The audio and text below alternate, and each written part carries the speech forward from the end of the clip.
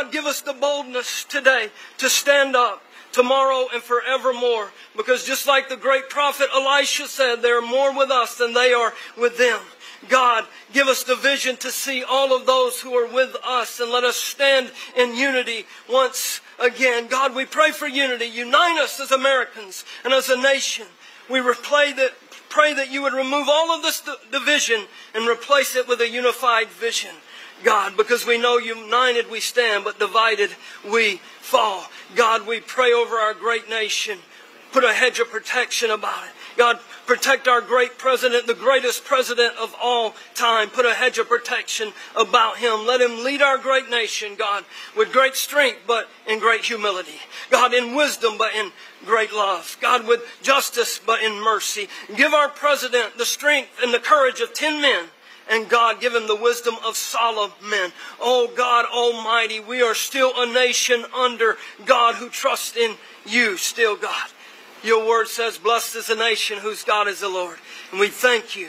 God, bless this nation once again, the land that we love. In the mighty name of Jesus, everyone shouts, amen. Thank you. God bless.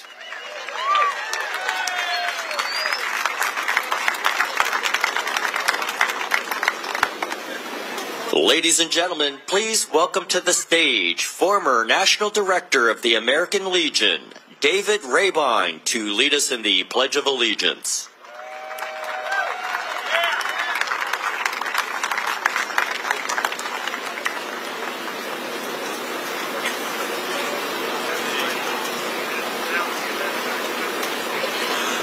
It is my honor to stand in the midst of this group of patriots as we pledge allegiance.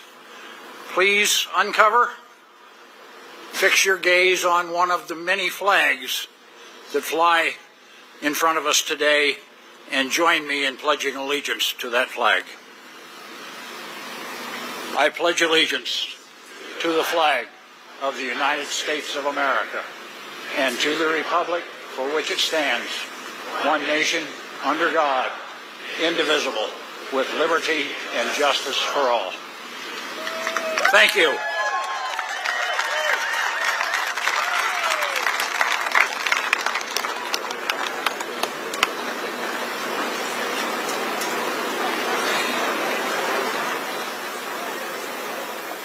Ladies and gentlemen, please welcome to the stage Grammy-nominated recording artist Danny Gokey to sing our national anthem.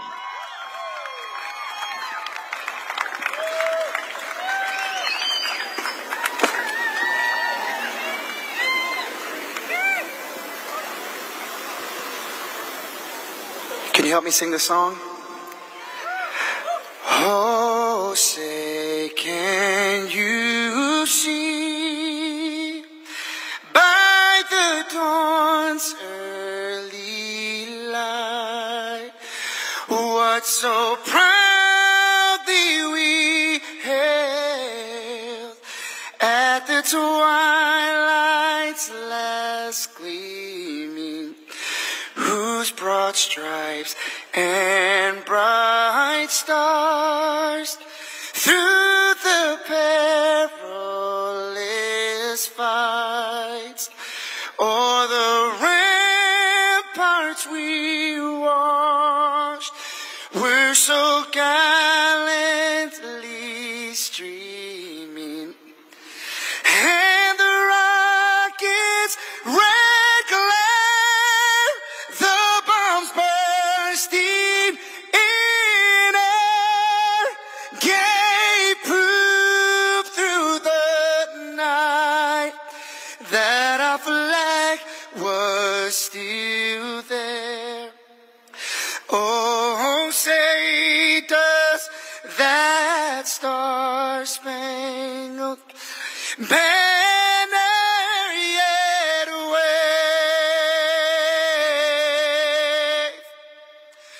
o'er the land and of the free and the home of the brave?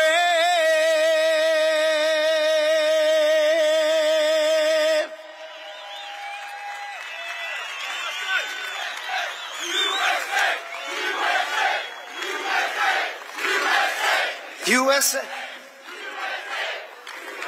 So I'm going to sing a song, but I have no audio on my monitors, and so if they want to fix that. But while they're trying to fix that, about 2 years ago, I wrote a song for my country. My wife's family fled communism, and you're going to see the words on the screen.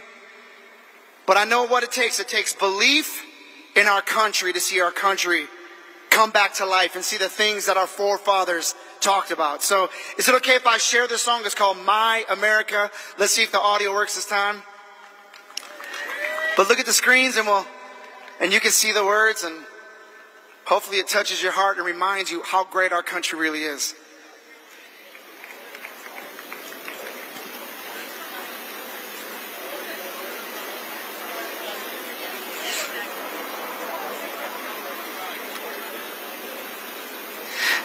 Y'all look good today, by the way.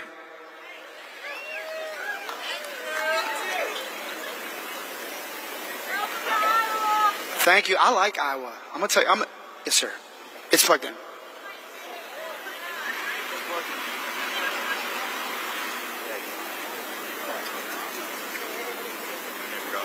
right. All right, take a look at the screens as I sing this song.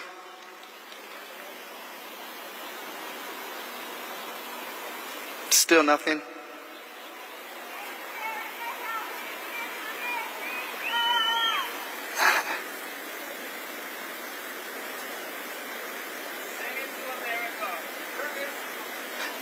Well, there's supposed to be music with it. Acapella? Oh man, you want me to do it? Well, if we do it acapella, they'll have to start it over, and I can try. I'll have to read the words because I don't have any timing with music. All right, I'm going to do it a cappella. It looks like I'm going to watch the words with you, all right?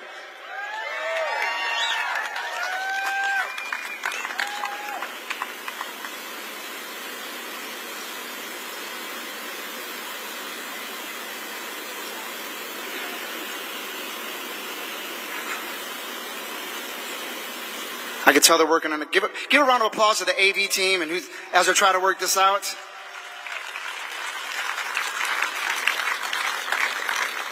I hear them say our country's far too gone. Even claim our fathers got it wrong. But I won't give up on us, and I'll take a stand. 'Cause we can overcome. This is not the end. I still believe in us, oh America. You're still the land I love, though a little bruised up. Stars and stripes still cry liberty over evil, over tyranny. Blood poured out for our freedom. They sacrificed it all for this nation. I still believe in us, my America.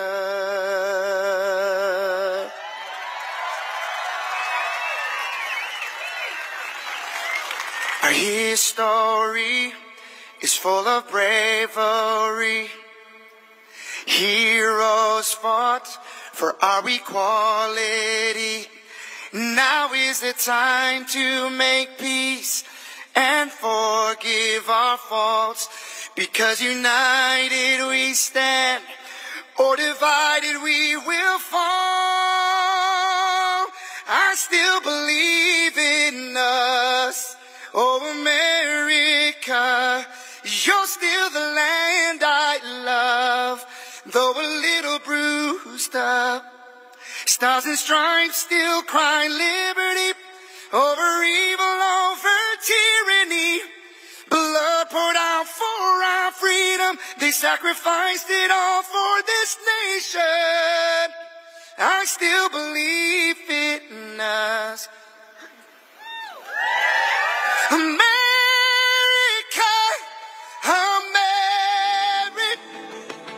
God. Oh, all right, we got two songs going on. All right, that's a different song that they just started playing. All right, so what just happened here was two songs collided in that moment. Do we have the last one that we can?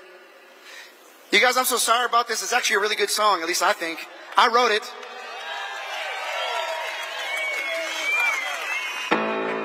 Okay, this is another one. This is another one I wrote. How about this one? I've been staying quiet. I'm not looking for a fight. I don't hate nobody, but nobody seems to like that I want to live what I believe.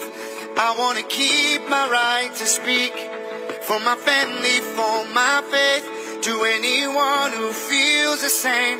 Be brave. Come on. Stand up for freedom, stand for truth, and don't be afraid. You got a voice that you can use, so go on and speak out. The time is right now.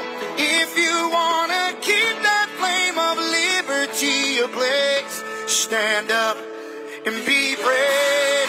We got any brave people here today? Whoa, be brave.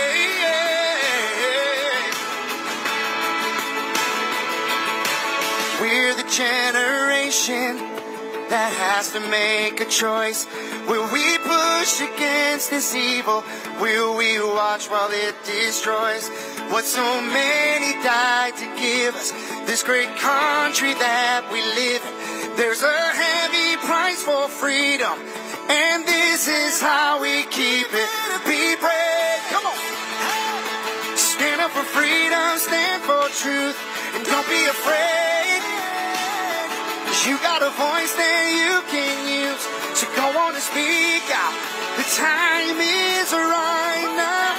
If you want to keep that flame of liberty ablaze, stand up, be brave. Come on, Iowa, be brave. Oh, be brave. Come on, look at the screens. Let it clear. We are the people. The red, white, and blue. Will you stand for me? I will stand for you. We are the people with different points of view. Will you stand for me? I will stand for you. And be brave. Stand up for freedom, stand for truth. Don't be afraid. You got a voice that you can use, so go on and speak out. The time is right now. If you want to keep that flame of liberty ablaze, oh, stand up, be brave. Come on, are we a brave people? Be brave. Stand up for truth. Be brave for your children. Be brave for your family. Be brave for your future. Be brave for your country. Come on, let's be brave. All right, let's see if they can give us one more try with the other song. To the guys who are running it, if you want to go to the other version, the key up, we can do it in the other key if that audio works. We'll try one more time. You guys, thank you for your patience. These things just happen. I can dance, but I'm not a good dancer, so you don't want to see that. You'd rather hear me sing. Here it is. Oh!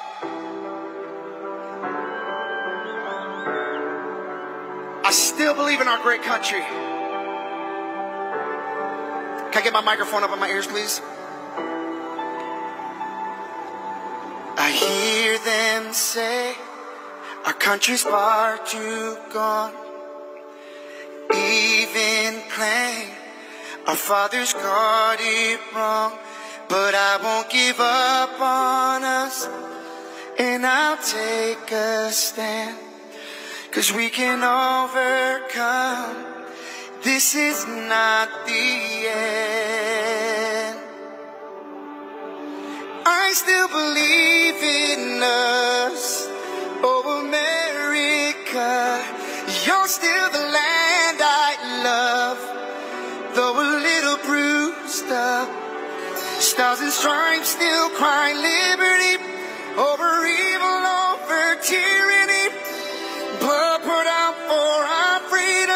sacrificed it all for this nation. I still believe in us, my America.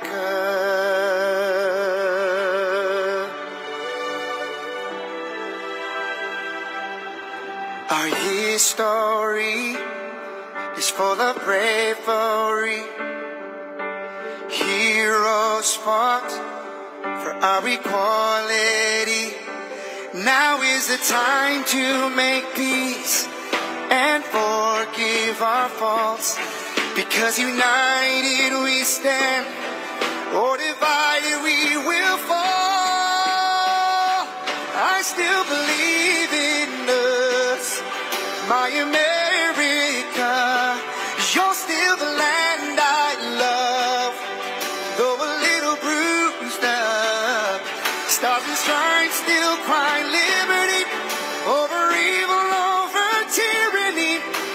Blood poured out for our freedom, they sacrificed it all for this nation.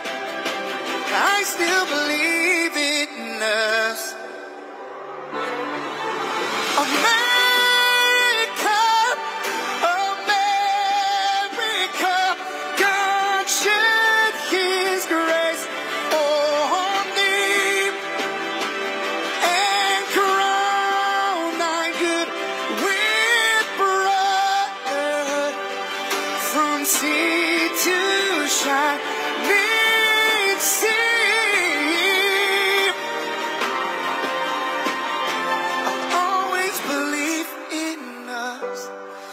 my America, 'cause this is the land I love, but we gotta heal up. Lady Liberty will always be a sign of hope unto the refugee. The immigrant can find escape from oppression to a better place.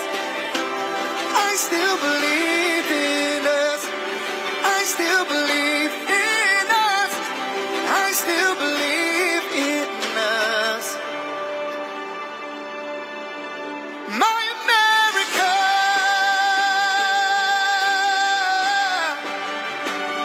our America.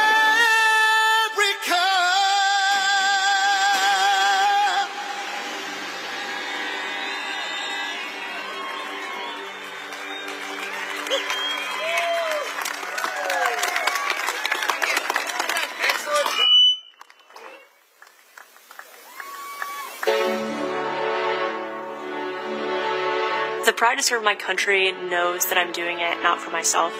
Every day I put on the uniform, I'm not just representing. The pride to serve my country knows that I'm doing it not for myself. Every day I put on the uniform, I'm not just representing Caroline Robinson. I'm representing my company here at the Academy. I'm representing West Point.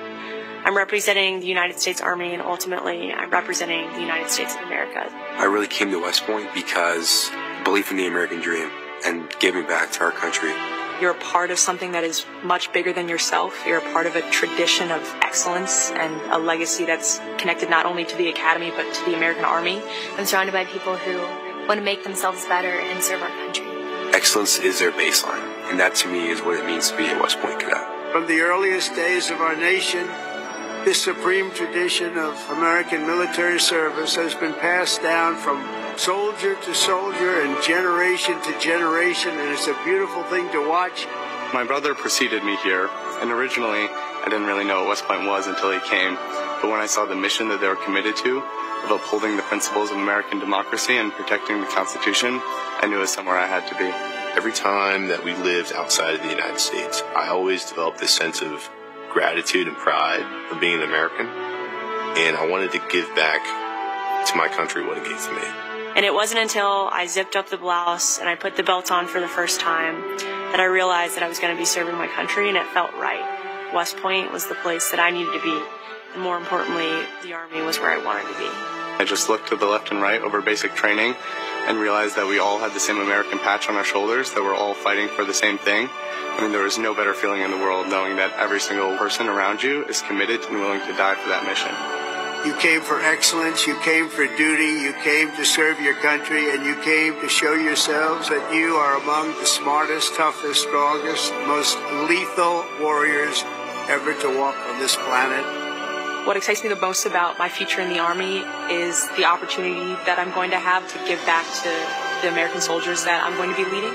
Because ultimately, they don't get to choose.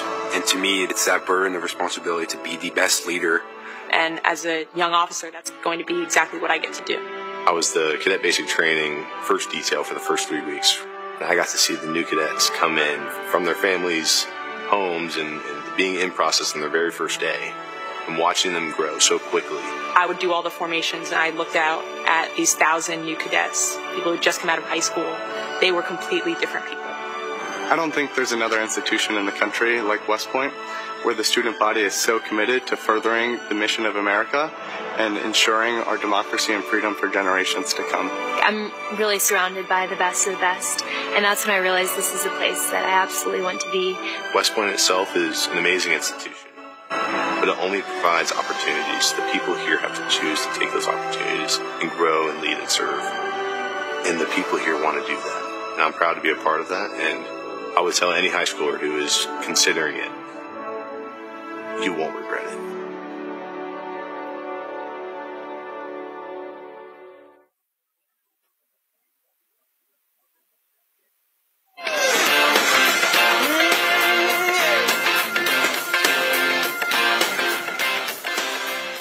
Well, welcome. Do we have any Iowa State Fair fans out there? We picked the perfect day for you. It's hot. You're on the Midway lot. If you were spinning around, it'd be a great day at the fair. But thank you for being here today, and welcome to the beautiful Iowa State Fairgrounds. I want to thank the great team here at the Iowa State Fair who has been working hard with America 250 to put on this event for you. I'm blessed to work with some of the best staff and board that there are anywhere in the United States. And we also brought some of your favorite fair foods here today as well. So hopefully you grab a corn dog or a cup of cookies or some ice cream today for sure.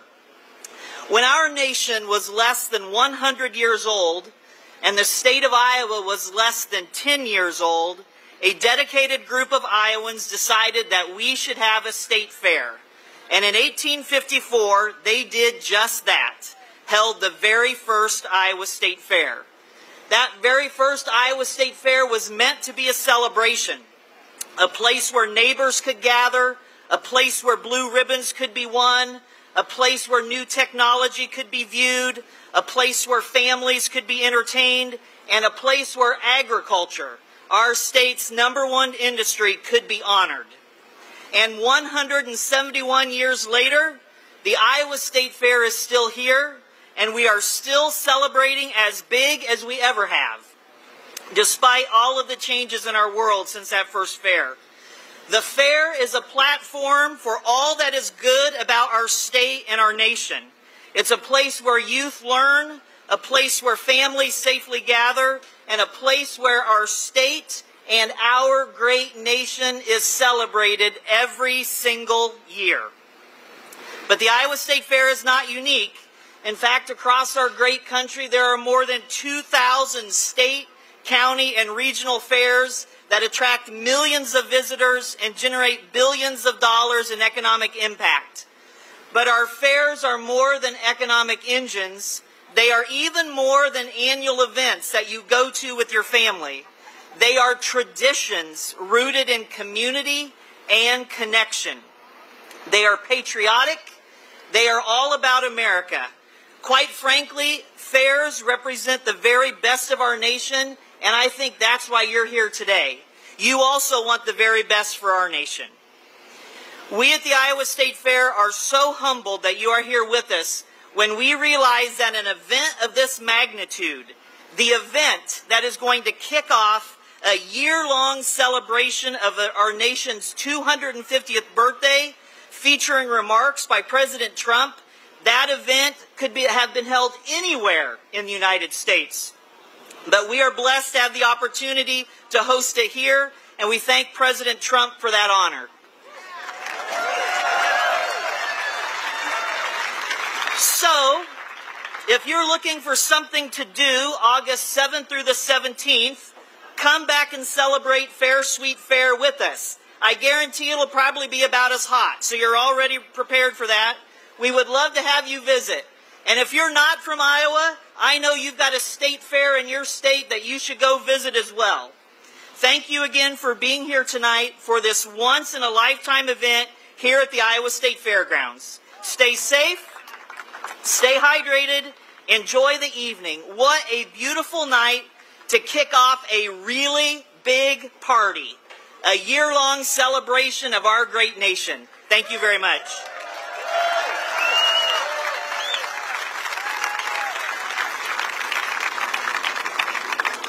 Ladies and gentlemen, please welcome to the stage Iowa GOP Chairman Jeff Kaufman.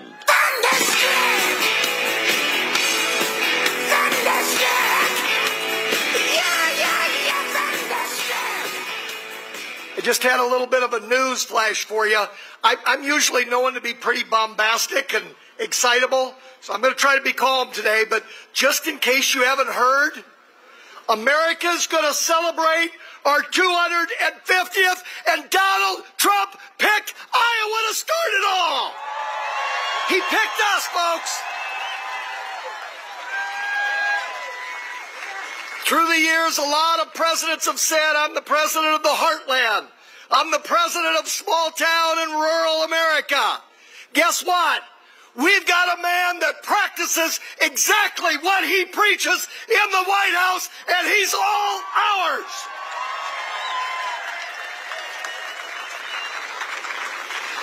And of course, you've all heard about the big, beautiful bill. That is passed. That is in law. And the Democrats that opposed it can go pound sand. And just a little clarification in case the media is hearing. Listen to this very carefully, folks. Do not cede an inch when you're talking to your neighbors and friends. And it's this. If you work and if you're legal, you're not going to get kicked off Medicaid. That's a lie.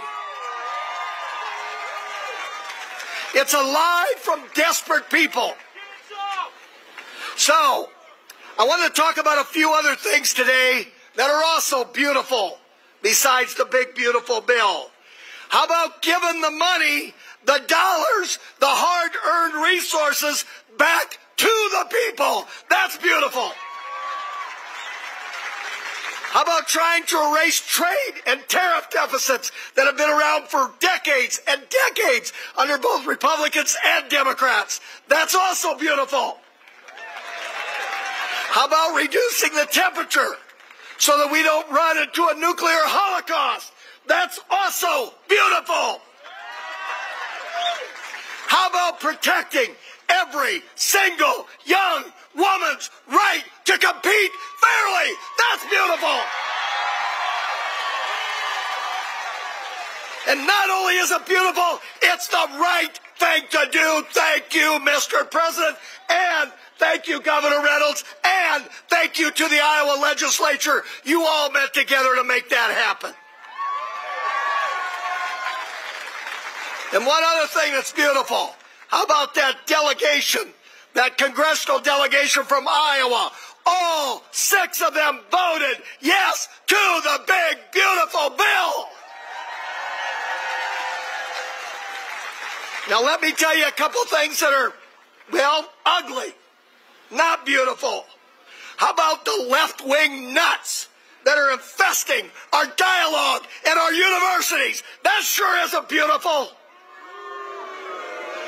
How about the pro-Palestinian rioters that have lost their way and on tax dollars protesting and acting like complete moronic idiots? How about opening up the border like the last 4 years and allowing danger to infest our country? That sure isn't beautiful. And this might be old-fashioned, folks, but let me tell you something else that's ugly, that's not beautiful. Yes, you have a right to do it, but it sure isn't beautiful. When we play the anthem, stand the hell up!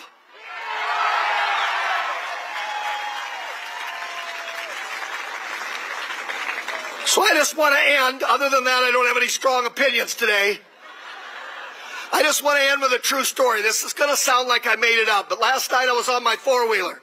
I was taking my grandson Oliver for a drive out by the creek. He's 4 years old. Heart and soul, of course, I've spoiled him absolutely, completely, utterly rotten, which is what we're supposed to do. And when we were sitting there by the creek, I was telling him that I'm going to see President Trump tomorrow. So he had all kinds of questions about that. And there's an eagle's nest where we go down. That's why we go down and watch the creek at that point. Honest to goodness, it was like a Hollywood show. The eagle took off and was in flight and flying around. And Oliver said, look, Papa, there's an eagle. I'm truly not making this up. So I finally looked at him. I said, Oliver, do you want me to say anything to President Trump? How telling this was, honestly. He looked at me. He says, Papa, tell President Trump that I love eagles. You know what? We love eagles. We love Iowa. We love this country. And here's a message that starts right now, and this can be a unifying message. And that is, and I want everybody to hear you, folks. I want them to hear you back there. We also love President Trump, period. Thank you.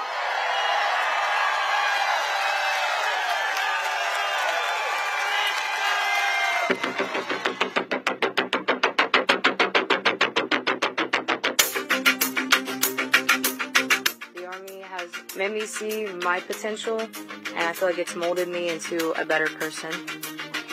I grew up in a very patriotic household. My grandfather, he served in World War II, and his brother, my uncle, served in Vietnam. I can do this. If they can do this, I can do this. When I was born, my dad was still serving in the military, and him coming home in his uniform, I'm like, yeah, I want to do that. Ready for takeoff. My motivation, I think it follows in line, I think, with what my family's done is kind of a sense of duty to serve our country and give back since it's given us so much. I'm a very, let's say, timid person, but definitely helped me become a more confident person.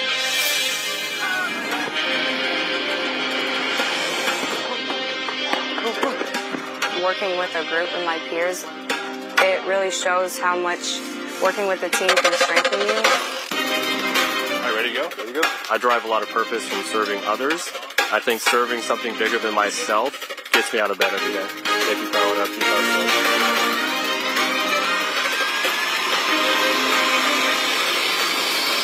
I definitely pushed myself further than I ever thought I could go.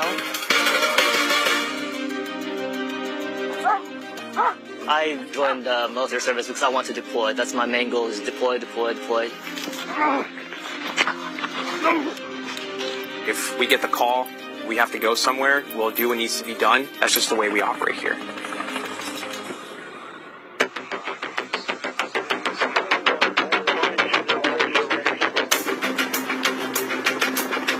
This is one of the few jobs in the nation where we all take an oath to say, I'm willing to put my life on the line for you, and they're willing to put their life on the line for me.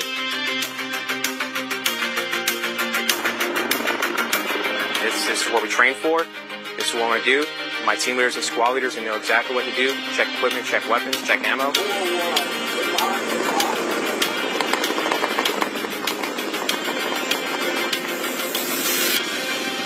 We're always ready to deploy within 18 hours and handle the mission at task.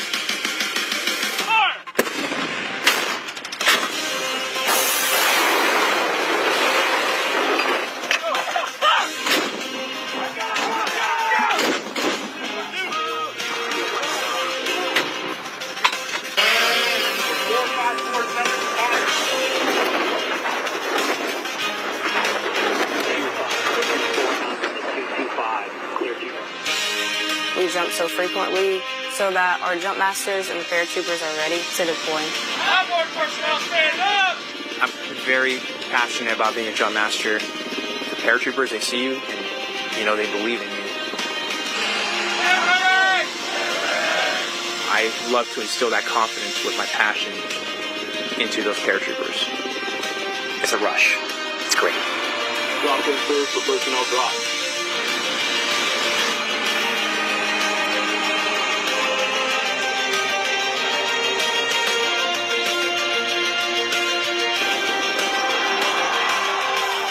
This week we honor 250 years of valor and glory and triumph by the greatest fighting force ever to walk the face of the earth, the United States Army.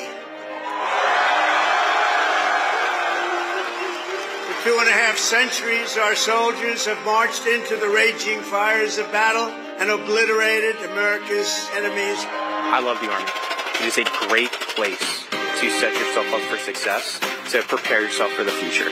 God bless you, God bless our soldiers, and God bless the U.S. Army.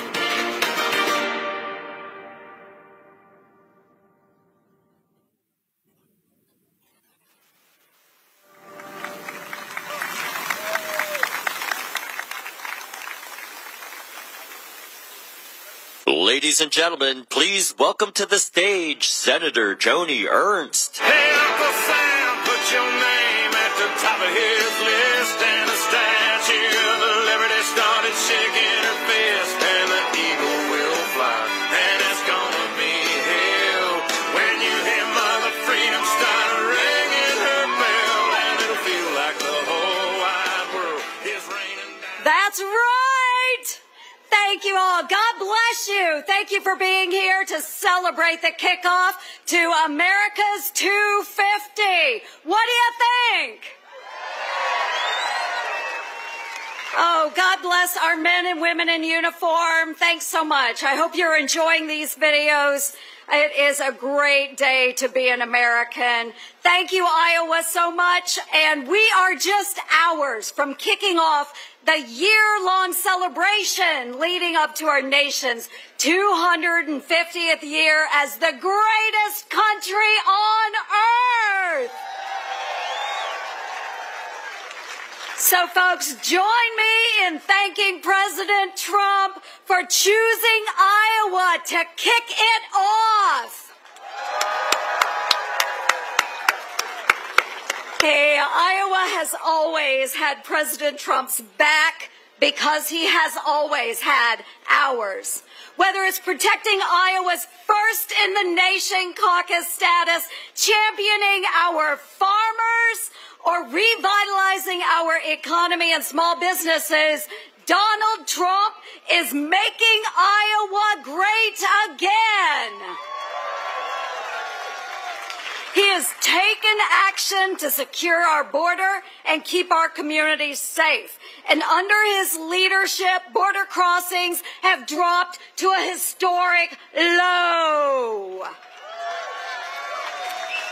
So we're not immune, of course, to the chaos that was created by our southern border. Over 9 years ago, a young Iowan, and you all remember her, Sarah Root, of Council Bluffs, Iowa, was killed by an illegal immigrant drunk driving. This tragedy never should have happened, but because of a loophole in the law, Sarah's killer was released.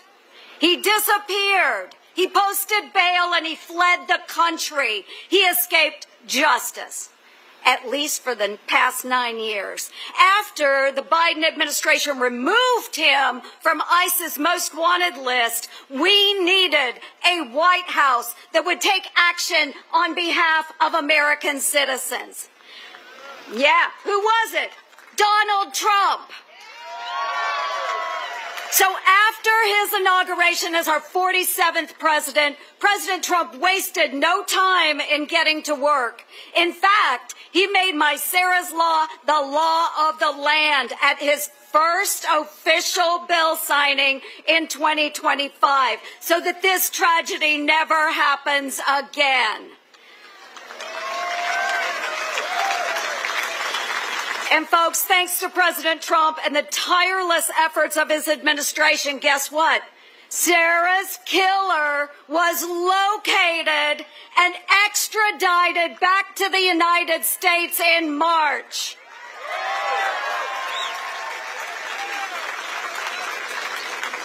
He is now facing justice, something that Sarah's parents never thought that they would have. But we finally have justice for Sarah Root. President Trump does not stop working and delivering for Iowans. Abroad, his strategy of peace through strength is keeping us safe. And here at home, he is getting the government back to work for you and eliminating waste, fraud, and abuse. Right, folks? Make them squeal. So, as your senator, I've been committed to saving your hard-earned tax dollars and making Washington squeal. I've been leading the Senate Doge Caucus, and I've been working hand in hand with President Trump to drain the swamp. We are really making them squeal now. So what we're doing, we're castrating wasteful spending, we're halting taxpayer-funded risky research at Wuhan in China, and we're slapping for sale signs in front of empty Washington office spaces. That's because you folks deserve to keep your hard-earned taxpayer dollars in your own pockets.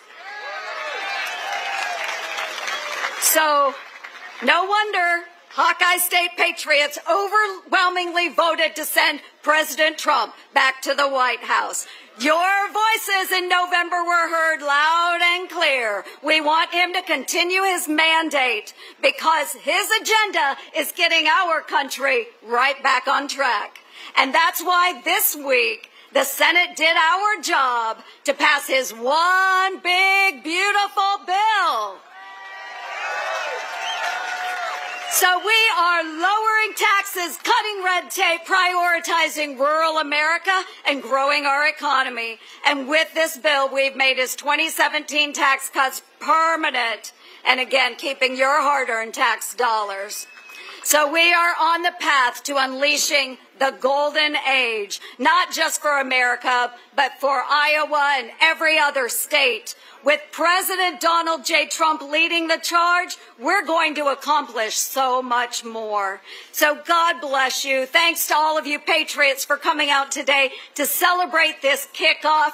God bless the great state of Iowa. And, of course, God bless these great United States of America. Thanks for turning out, Iowa.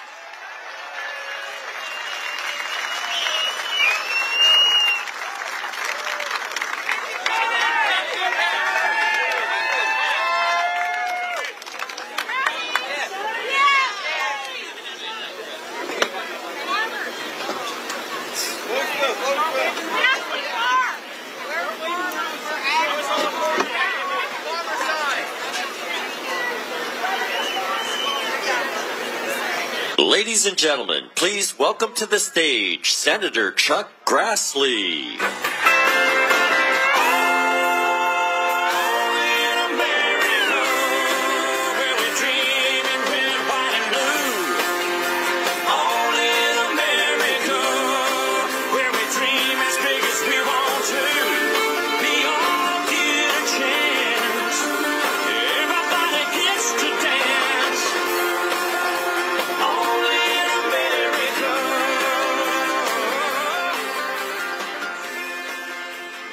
God bless all of you for coming. It's nice to have hot weather, better than cold, but thank you for honoring our president, but more importantly, thank you for honoring the United States of America as we join this opportunity to be with President Trump to kick off America 250. We're once again first in the nation, just like every 4 years we're first in the nation. You know, tomorrow will be 249 years since 56 Americans signed the Declaration of Independence. By signing that document, they were traitors to King George III, but they're what you and I would honor as freedom fighters. They knew at that time that King George III was going to restrict their freedoms. Couldn't do in the colonies what every other British person could do in London and the British Isles. He was restricting their freedoms. And that's why they said in the Declaration of Independence, we're endowed by our Creator with certain unalienable rights, among them life, liberty, and the pursuit of happiness. By saying we're endowed by our Creator,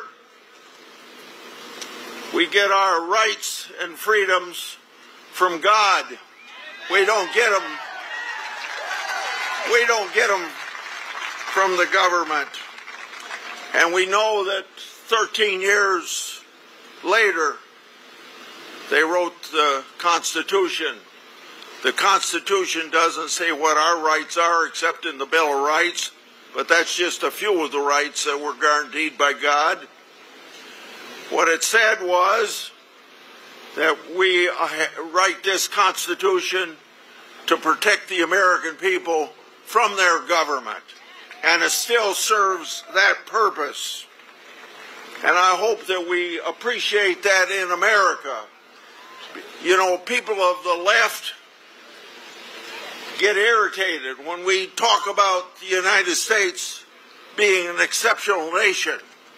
It doesn't mean that we're better than any people anyplace else, but it does mean we're an exception nation from the fact that we get our rights from God. We don't get our rights from the government, and it's the only society in 6,000 years of humankind that has ever had that relationship between the government and the American people. And what we're honoring for the next year is the preservation of that statement in the Declaration of Independence. We're endowed by our Creator with certain inalienable rights. And we're going to emphasize that for the next year and honor it as we traditionally do. I would like to comment just a short period of time about the one big, beautiful bill. I was happy to stay up 27 hours to see that through to its finality. It's a bill that makes sure we don't get the biggest tax increase in the history of the country. And for all the Democrats that voted against it, they were voting to have the biggest tax increase in the history of the country. It strengthens our national defense tremendously. It fights waste, fraud, and abuse. Now, you get tired of us using those terms, but I think we've proven through many studies that that's just exactly what happens when government isn't proceeding the way it should. And I thought I would take just a minute to tell you what my contribution to the big, beautiful bill, because I'm chairman of the Judiciary Committee, and immigration comes under our responsibilities, so we're going to finish the wall.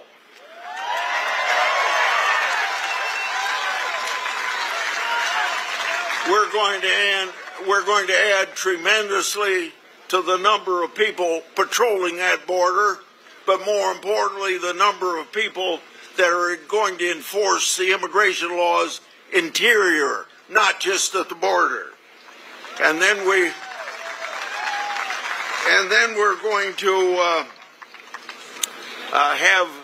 build tremendous number of detention facilities so we can keep people that have come here on the terrorist watch list, come here with criminal records, come here as human traffickers, sex traffickers, and peddling fentanyl to our young people. We're going to make sure that they aren't walking the street. We're also going to make sure that sanctuary cities are not a haven for those types of people. So if I had to sum up what the Judiciary Committee did that I have the pleasure of chairing, it's going to make America safe again. I leave you with one last point that I don't think gets the attention it should, and it doesn't have to have any attention. But I'm going to make sure, as chairman of this committee, by listening to whistleblowers, getting documents that are been kept from Congress of the United States, I'm going to make sure that everybody is exposed and the documents prove it. For the 8 years that the opposition was trying to put President Trump in prison.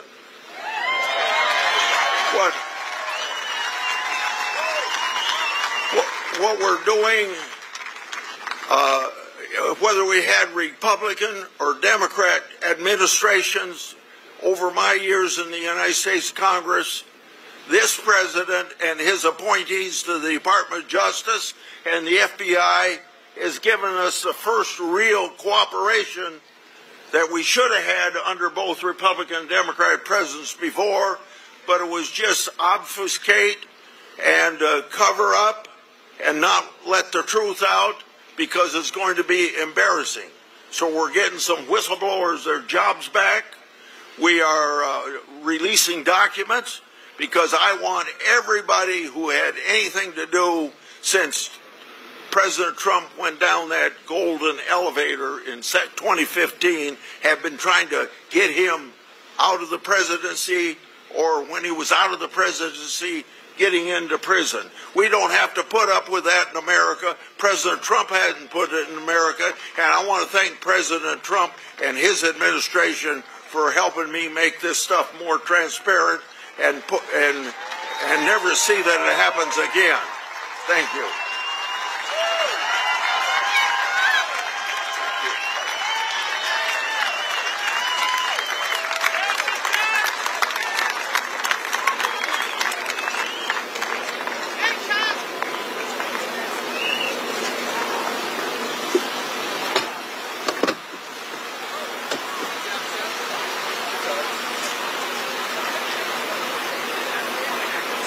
Ladies and gentlemen, please welcome to the stage Iowa Attorney General Brenna Bird.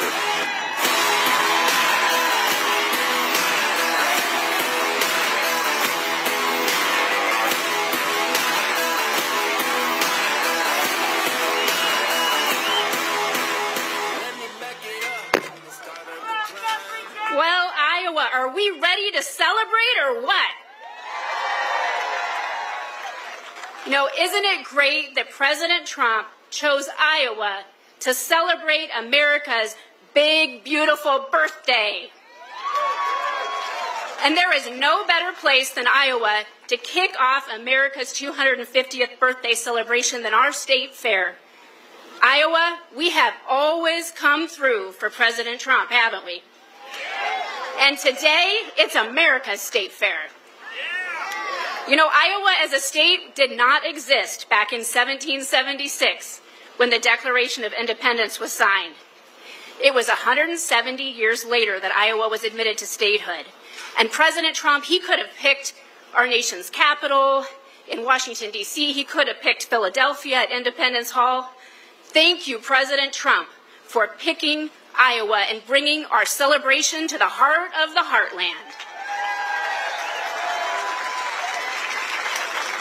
I'm Brenna Bird, and I'm so glad to get to work for you as your Attorney General, get to uphold our laws and Constitution, work every day to protect Iowans, and as a mom and a prosecutor, I will always protect our children and keep them safe. I stand up for law enforcement, and we all back the blue, don't we?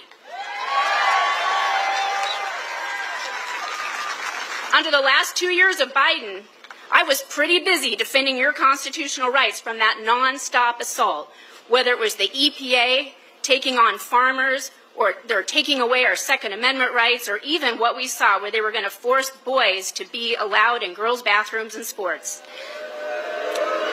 But we held the forces at bay, didn't we? We held the radicals at bay and upheld our Constitution, and a new day has come.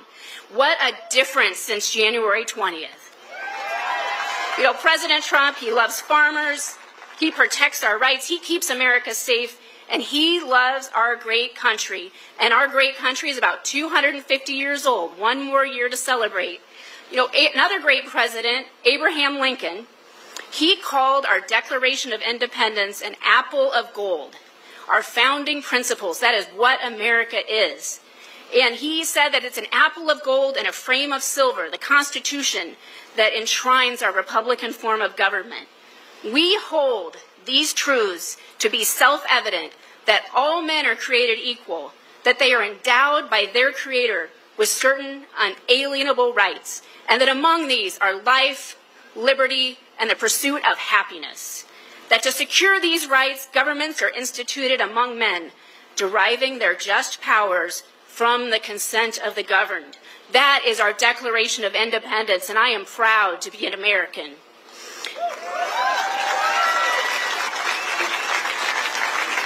I'm also a proud Iowan because we've got a lot to brag about as a state. You know, Iowa sent more soldiers per capita than any other state in the Union to fight in the Civil War. And that was when we were just in our infancy. And I'm proud, too, both as an Iowan and as an American, because in Iowa, we love our veterans, don't we? We love them, we respect them. And I'm glad my favorite veteran is here tonight with us, Bob, my husband, who served in Iraq in the Iraq War in the Army. Combat engineer. Thanks, Bob. And in World War II, I am proud that one of the flag raisers at Iwo Jima was Marine Corporal, then Private First Class, Harold Pye Keller from Brooklyn, Iowa.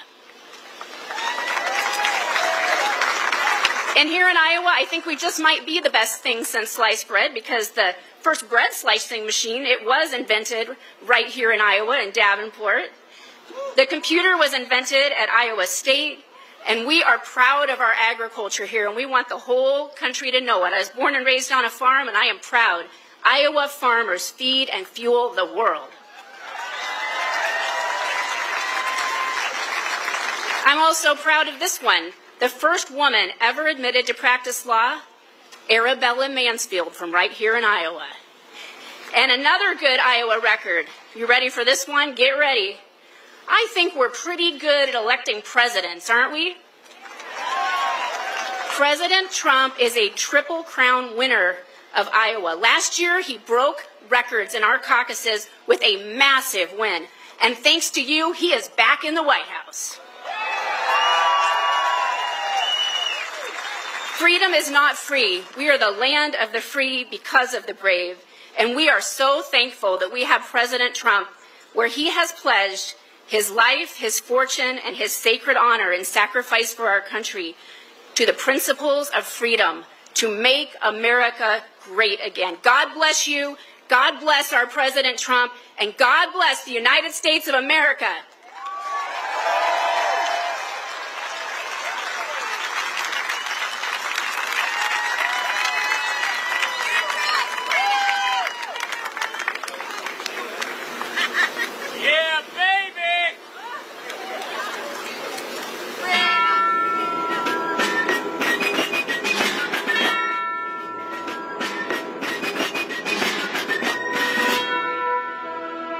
Before we even had a country, we had an army.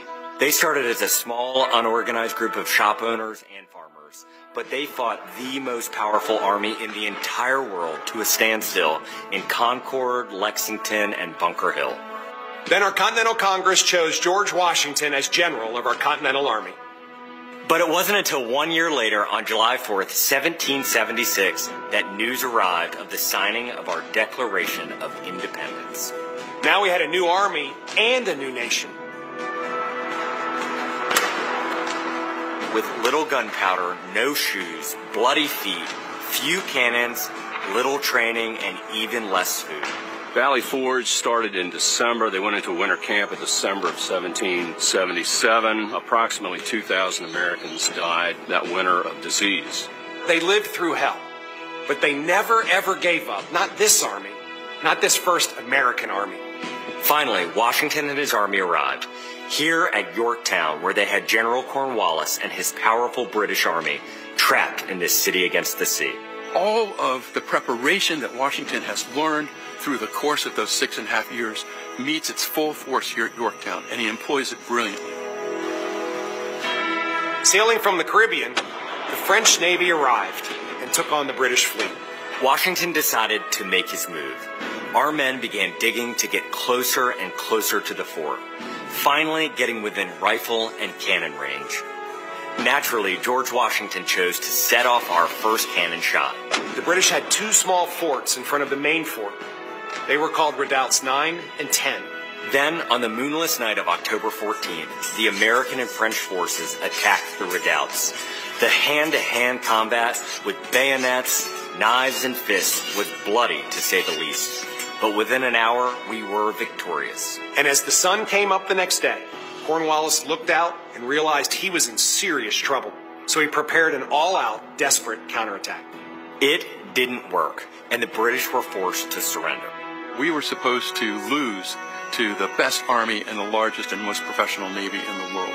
But our young army had won the war and our freedom. The freedom we hold so dear. And 250 years later, for what started as a ragtag group of shop owners, has now become the most powerful army in the world. Today, many things are very different from that army here at Yorktown. But one thing remains the same. An undying passion, guts, and love for our country remains deep in the heart of today's army. When I look into their faces, you can see it. That will never change. God bless the United States Army, and God bless the United States of America.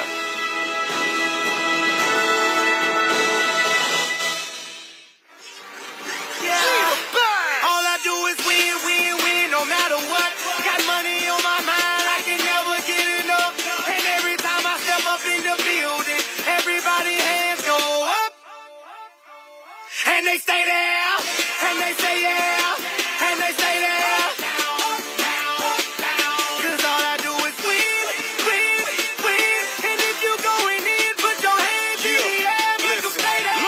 Ludacris going in on the verse, cause I never been defeated and I won't stop now. Keep your hands up, get them in the sky for the homies that ain't making it, my folks locked down. I never went nowhere, but they saying Luda's back. Blame it on that contour, the hood call it Luda-yak. And I'm on this foolish track, so I spit my foolish flow.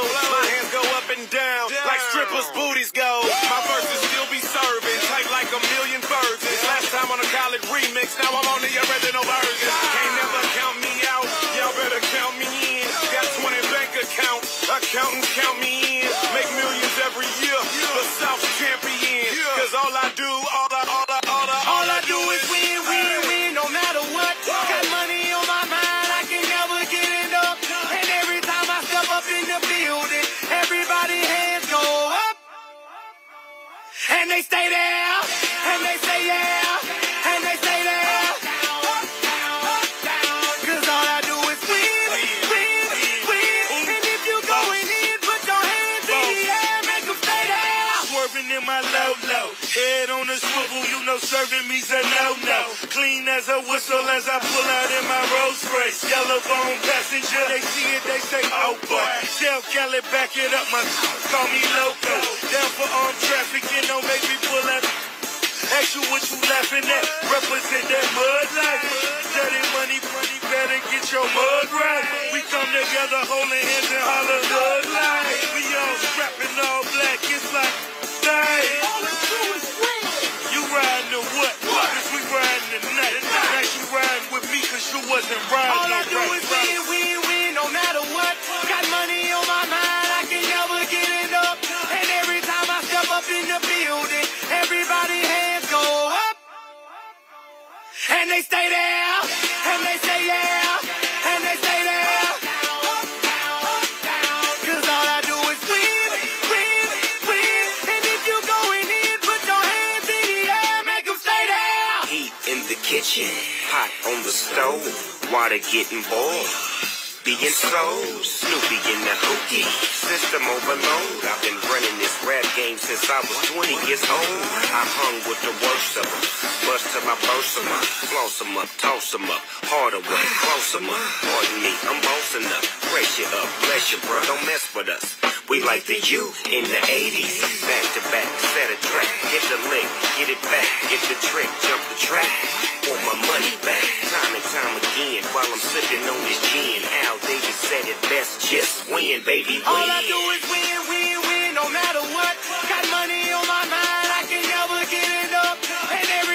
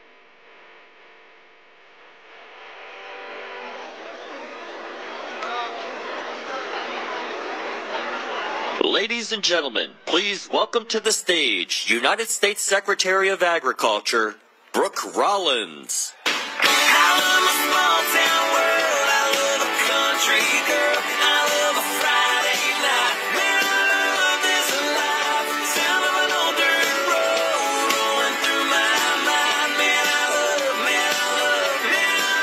this life.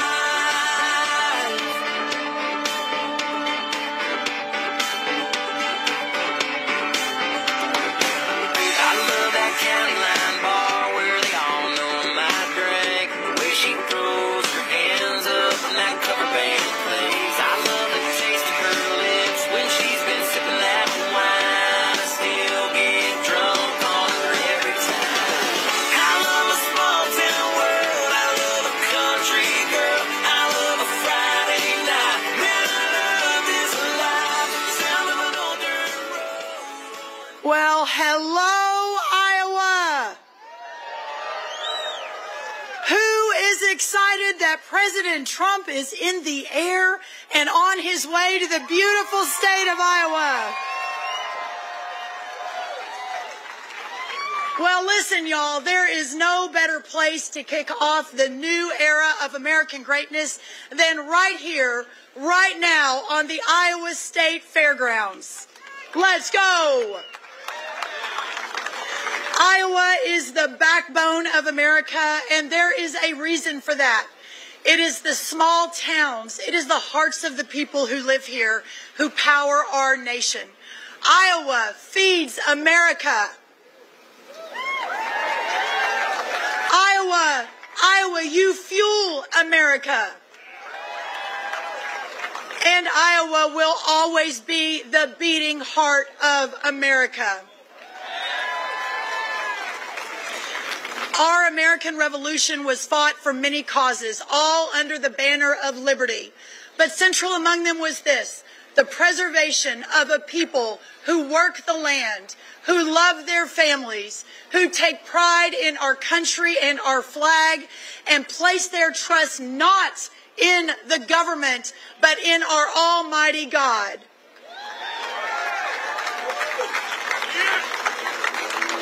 This is the foundation of our greatness, a greatness that is being restored by a leader we love and who loves you, President Donald J. Trump. President Trump never forgets that it is this state, that it is all of you, that it is Iowans who helped send him back to the White House for this, the most historic second term of our lifetimes.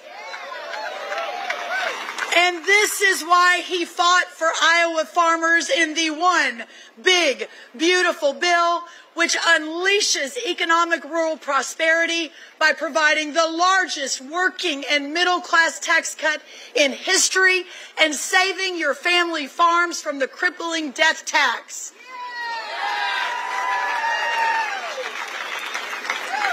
Listen, y'all, I am not from the great state of Iowa. I am a daughter of Texas's farms and small towns.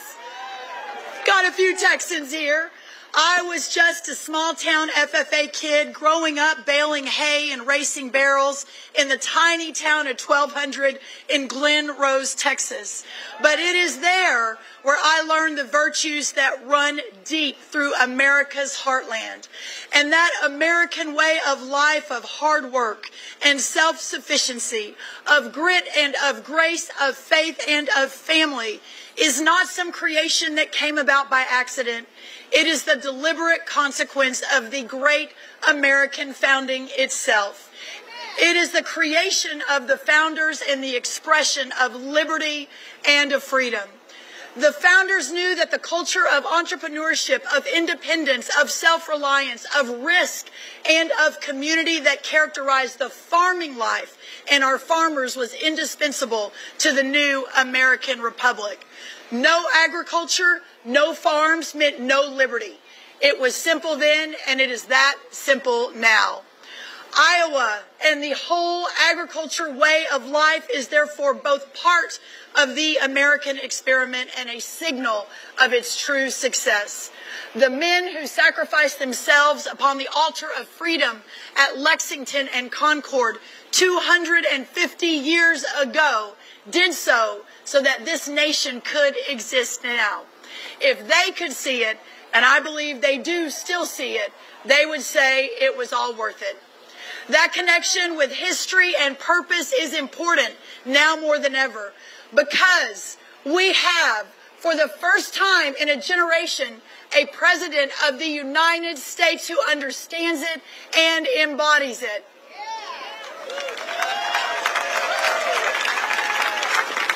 President Donald Trump is American in ways the founders would immediately understand, and in ways that the pioneers who tamed this former wilderness would have instantly recognized. He is American in ways that Iowans absolutely understand, so much that he won the hearts and minds of Iowans and Americans not once, not twice, but 3 times.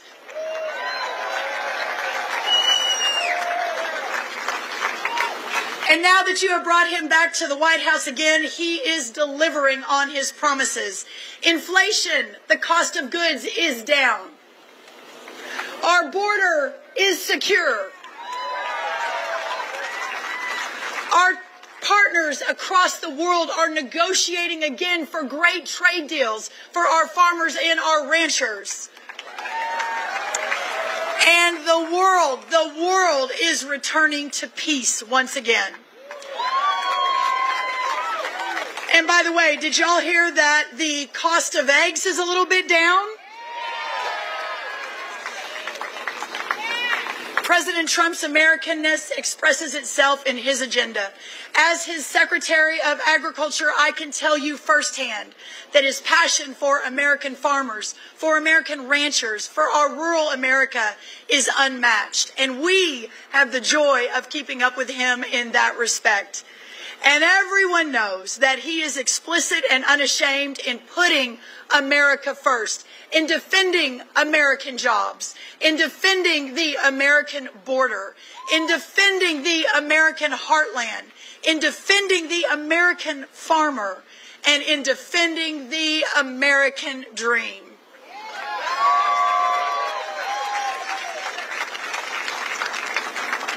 It's been almost exactly 1 year since that fateful day in Butler, Pennsylvania, when the world stood still. It is the most uncommon thing in the world to be shot, and then to rise and to tell the shocked and terrified crowd to fight, to fight, to fight, to fight, to fight, to never give up for this country. But it is also the most American thing. I mentioned Lexington and Concord, and there's something in that record of the American Revolution we commemorate now, today, that we must never forget. Lexington was an American loss. Concord was an American victory. But the battle records soon after were more losses than wins for a very long time. The revolution didn't end because of it, because those Americans knew the important thing was to fight. President Trump knows it too. And when you fight, sometimes you win, sometimes you don't. But if you keep fighting and God is on your side, you always win.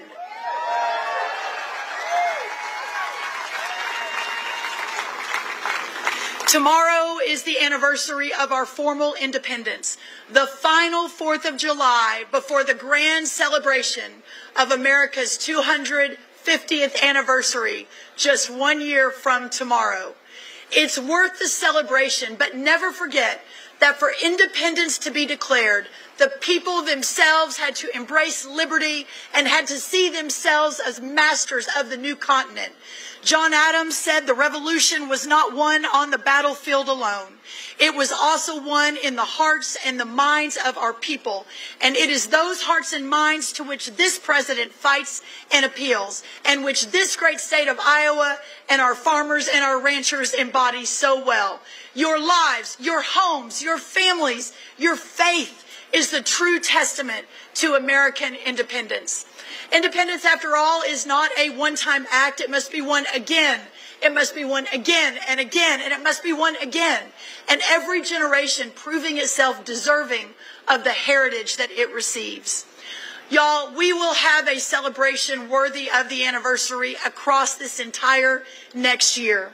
We are pulling out all the stops to celebrate 250 years of American greatness, and President Trump's very special announcement that is coming very, very quickly here to you tonight in Iowa will let you know exactly what we're doing. Just this morning, I announced that we will have in August the biggest, most amazing American farmers market in the history of our country in Washington on the National Mall. And tonight, I want to invite all of you, every farmer, every rancher, every producer from every state who sell their beautiful crops and their products and their pork and their beef, to join us in Washington 1 month from today during National Farmers Market Week. But let me finish with this. We are honored to call the greatest country in the history of the world our home. President Trump would be the first to tell you, love your country. He would be the first to tell you that love America first. When you look around, and all of you patriots that are here, you can feel the love. You can feel the spirit of patriotism in the air. It is that same spirit that won our independence. And it is that same spirit that moved the first farmer to sink the first plow into Iowa's beautiful, rich earth. Tonight, I'm reminded of another great Iowan, 24-year-old Martin Treptow. He worked as a barber in northwest Iowa before deploying to France during World War I. Before he gave his life for his country during that war, he wrote in his diary that America must win this war. Therefore, I will work, I will save, I will sacrifice, I will endure, I will fight cheerfully and do my utmost as if the issue of the whole struggle depended on me alone. Just as that brave young soldier who did give the ultimate sacrifice in World War I, we will work, we will save, we will sacrifice, we will endure, and we will fight cheerfully and do our utmost as if the issue of the whole struggle depended on us alone. Thank you, Iowa. I will be back in a month for your Iowa State Fair. I will proudly be showing in your steer show against your Governor Kim Reynolds, your Attorney General, and others. So those of you at the State Fair, come say hello. What an honor. What a joy. Never forget to fight, to fight, to fight, to fight for America, for freedom, for liberty. God bless you all. God bless President Trump. And God bless the United States of America. God bless you all. Thank you so much.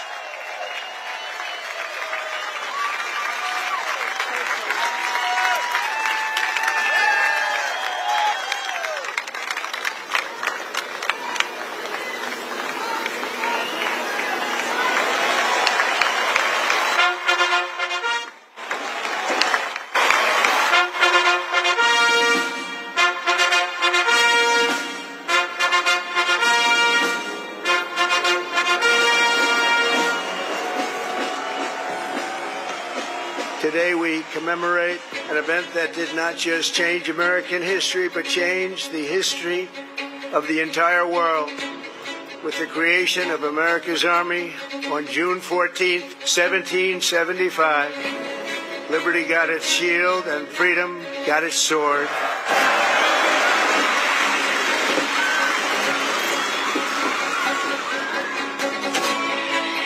From Bunker Hill to San Juan Hill, from Gettysburg to Guadalcanal, and from the trenches of the Argonne to the mountains of Afghanistan, the Army has forged a legacy of unmatched courage, untold sacrifice, and unequaled glory. Hey!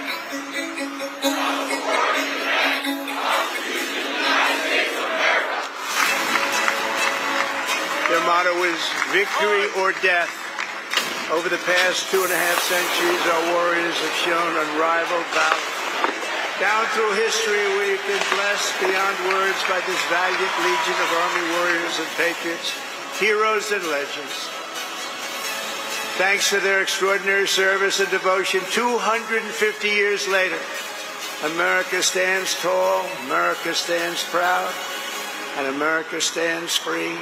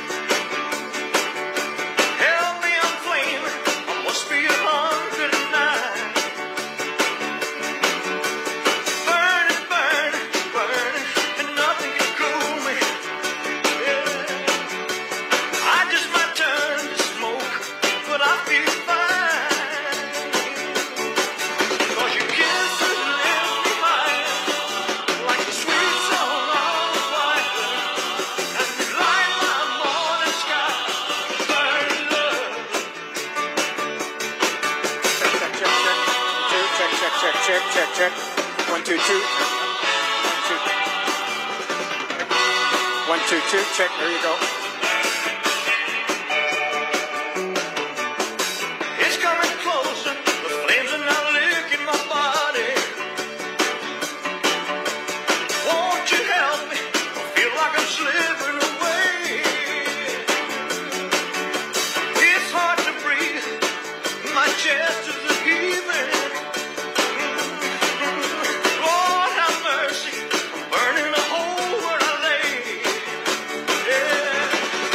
Your kisses live me light like a sweet song of a choir.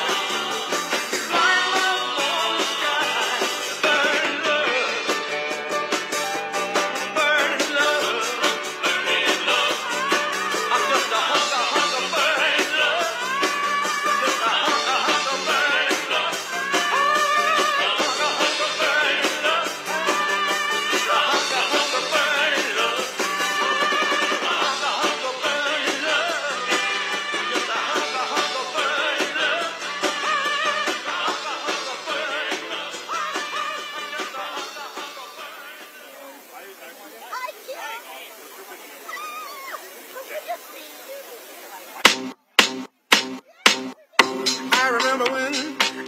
I remember when I lost my mind.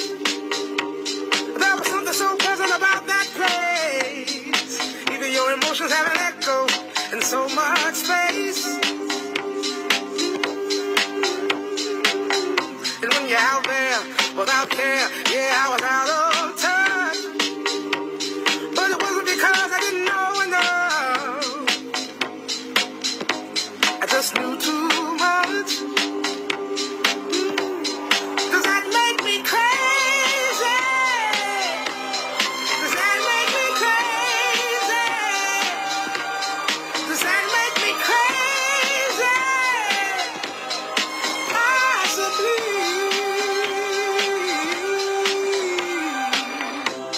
And I hope that you are having the time of your life. But think twice. That's my only advice. Come on now, who do you think you are?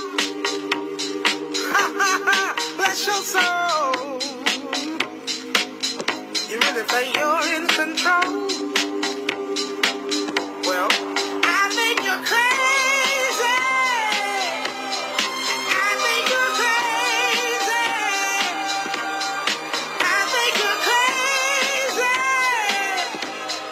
just like me.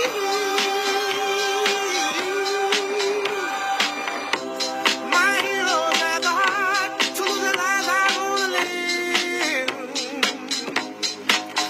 and all I remember is thinking I wanna be like them. Ever since I was little, it looked like fun. And there's no coincidence I've come. And I can die when I'm done. But maybe I'm crazy. Maybe you're crazy. Maybe we're crazy. Probably.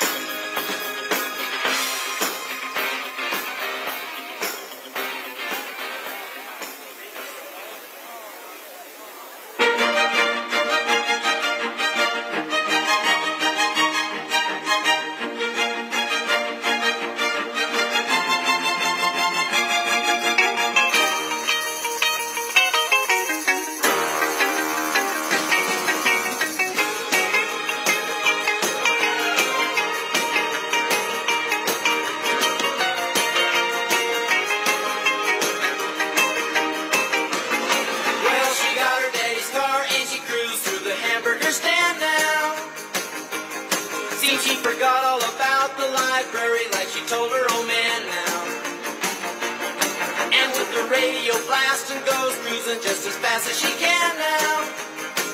And she'll have fun, fun, fun till her daddy takes a T-bit away. Fun, fun till her daddy takes a T-bit away.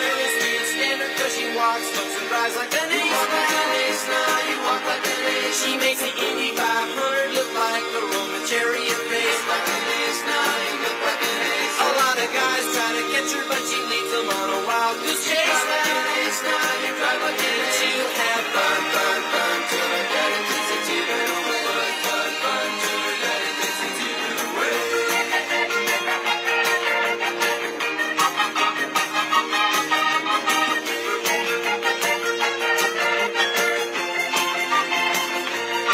Well, you knew all along that your dad was getting wise to you now. Now you shouldn't have lied. And since he took your set of keys, you've been thinking that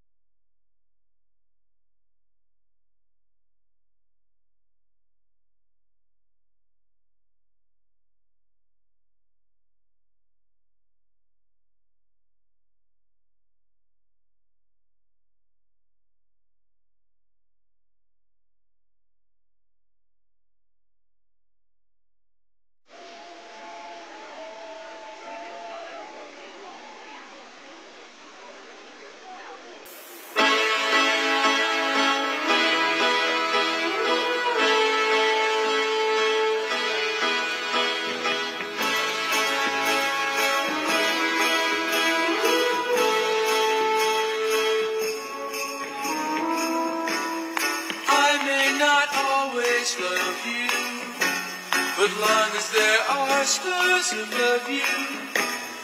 You never need to doubt it. I'll make you so sure about it. God only knows what I'd be without you. If you should ever leave me, well, life will still go on, believe me. The world could show nothing to me, so what good would living do me? God only knows what I'd be without you.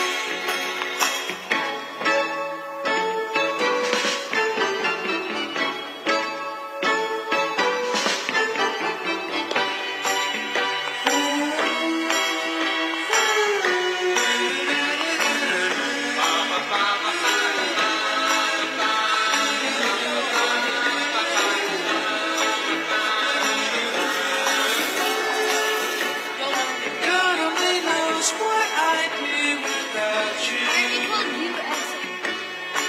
If you should ever leave me, your life would still go on, believe me. The world could show nothing to me, so what good would living do me? God only knows what I'd be without you.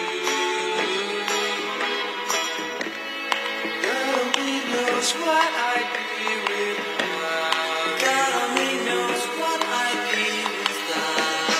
God only knows what I'd be without. God only knows what I'd be without. God only knows what I'd be without. God only knows what I'd be without.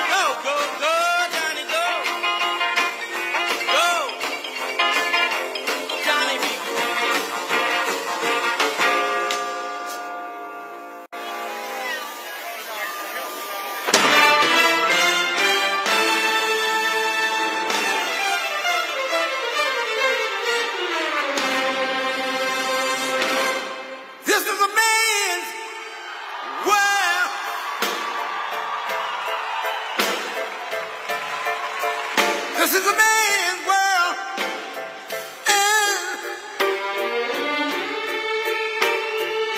But it wouldn't be nothing without a woman or a girl.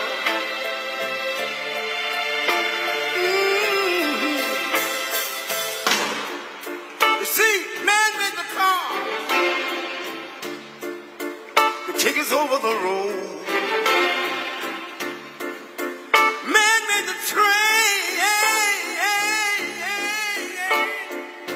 carry the heavy loads. Man made the electric lights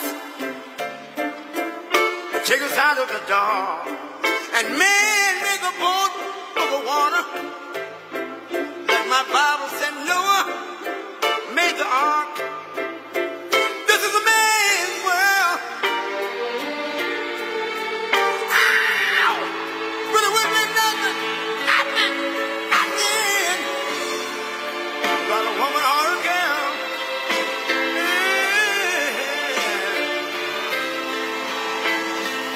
L'uomo rincorre il potere, ma lui non sa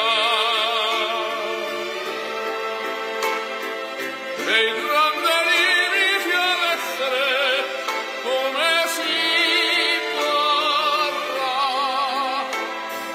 Nel palmo stringere un'idea che non vive, che nella sua fantasia vorrei, se non si accorge che poi nulla più senza te si vive solo per te.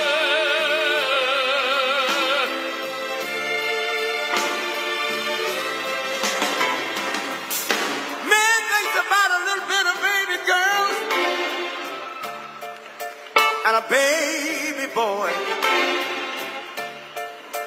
Man makes them happy because man make them toys. But after man made everything he can.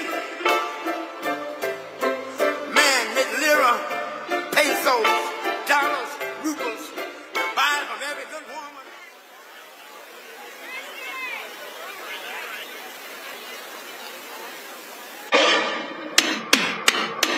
Ladies and gentlemen, please welcome to the stage the United States Ambassador of Protocol, Monica Crowley.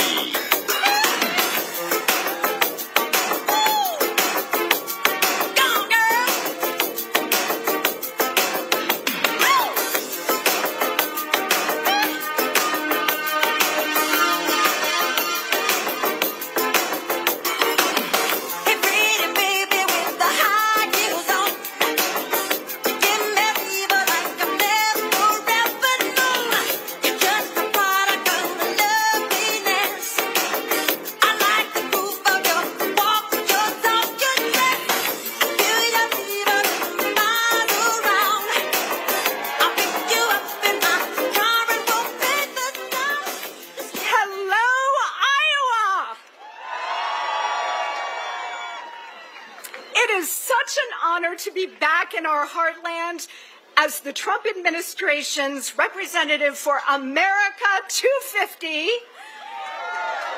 and as America's ambassador. Today we kick off our year-long 250th birthday party for America.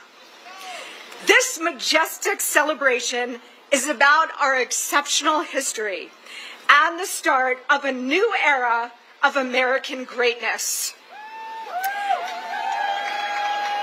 Today we launch the next 250 years of American freedom, strength, dynamism, leadership, and pride. And what an absolute gift it is to have President Trump in the White House during this epic moment in our history. 249 years ago tomorrow, a ragtag band of young patriots came together in a small hall in Philadelphia to approve a document that would change the world forever. The Declaration of Independence was more than an airing of grievances against the crown. It heralded a new nation, announced in defiance of tyranny, built on individual rights and freedom. The Declaration was and remains the most eloquent battle cry of all time. The founders knew that when they put their names to it, they were risking it all. As Benjamin Franklin reportedly said, quote, "We must hang together, or most assuredly, we shall all hang separately." And yet, they did it anyway. That is true courage. And that is true faith in the absolute moral necessity to fight for God's gift of freedom.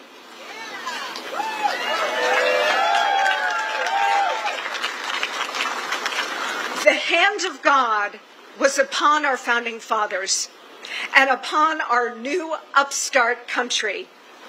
But America requires, in Abraham Lincoln's immortal words, a new birth of freedom in every generation. And over the next year, we will honor and celebrate all that the incredible generations before us accomplished, from creating this republic to saving it more than once. A new birth of freedom is exactly what we are experiencing right now, because our current president is a direct inheritor of the founders' heroic character.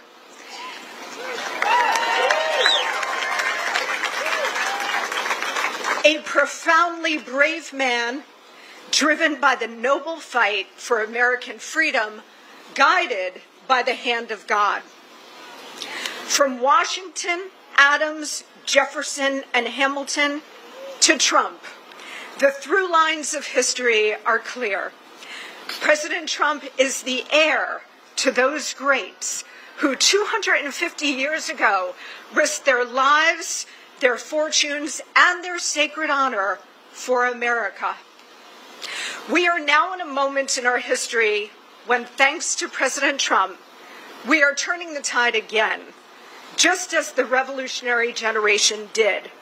It is our time to take big risks to save our country.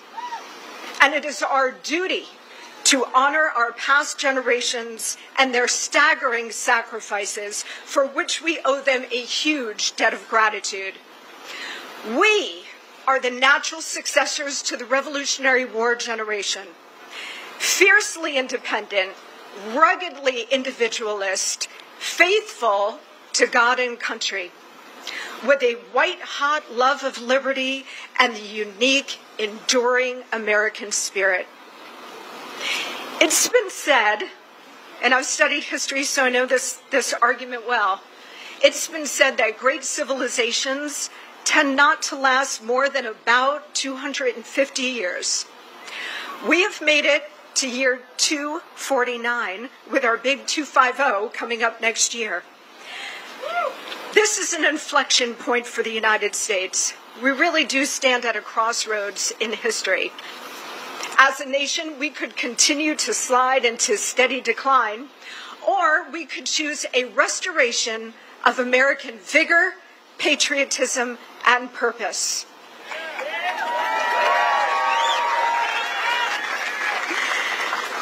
It is our responsibility to carry that spirit forward, and we have chosen to make America great again.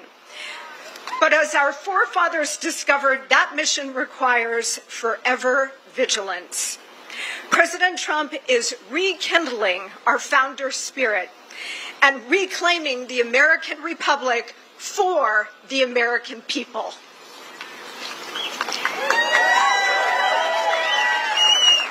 He is launching us into the next 250 years of American greatness, as he did in his first term, by delivering a strong economy, which the big, beautiful bill which was passed today and the president is going to sign tomorrow,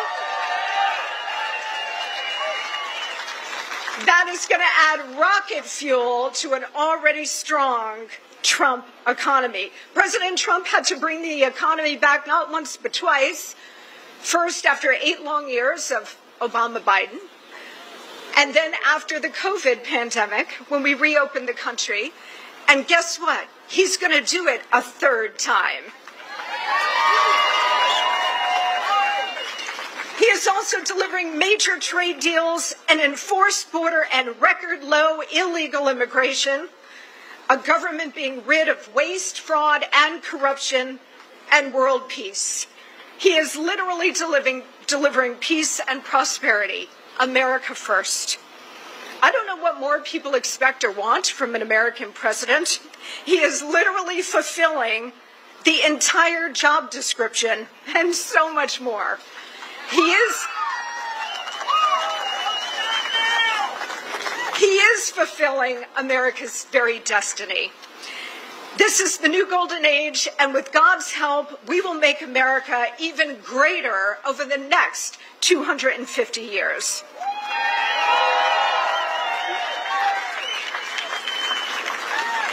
Thanks to the genius cluster known as the Founding Fathers and their unfathomable courage, we will celebrate starting today 2.5 centuries of magnificent American exceptionalism. America is a great country, of course. It is also a good country because of the spirit of the American people.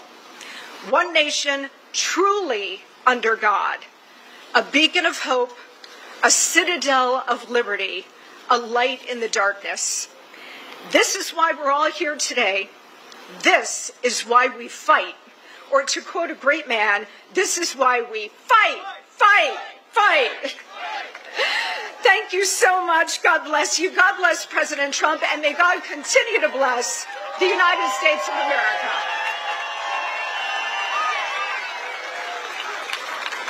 Thank you.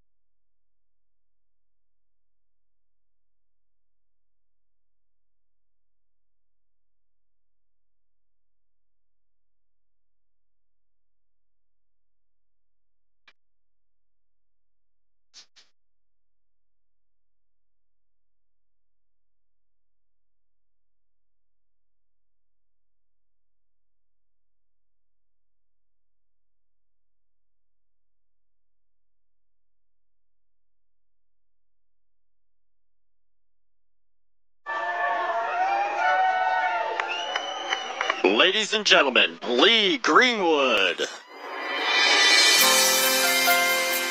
Hello, Iowa! Ladies and gentlemen, please welcome the 45th and 47th President of the United States, President Donald J. Trump.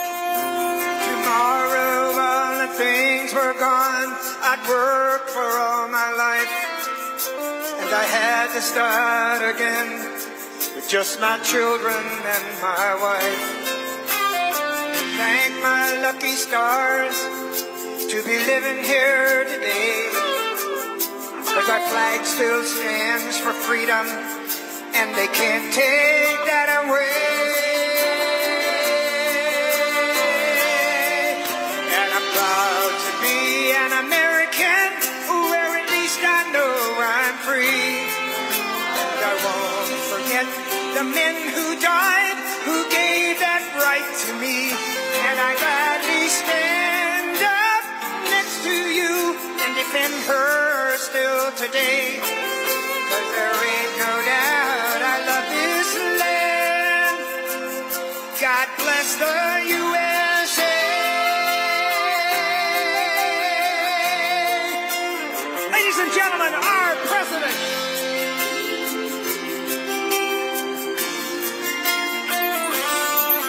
From the lakes of Minnesota to the hills of Tennessee, across the plains of Texas, from sea to shining sea, from Detroit down to Houston and New York to LA.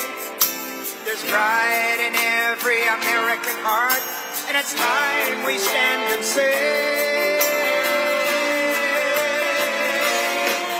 that I'm proud to be an American, where at least I know I'm free. And I won't forget the men who died, who gave that right to me. And I gladly stand up next to you and defend her still today. 'Cause there ain't no doubt I love this land. Sing it! God bless the USA.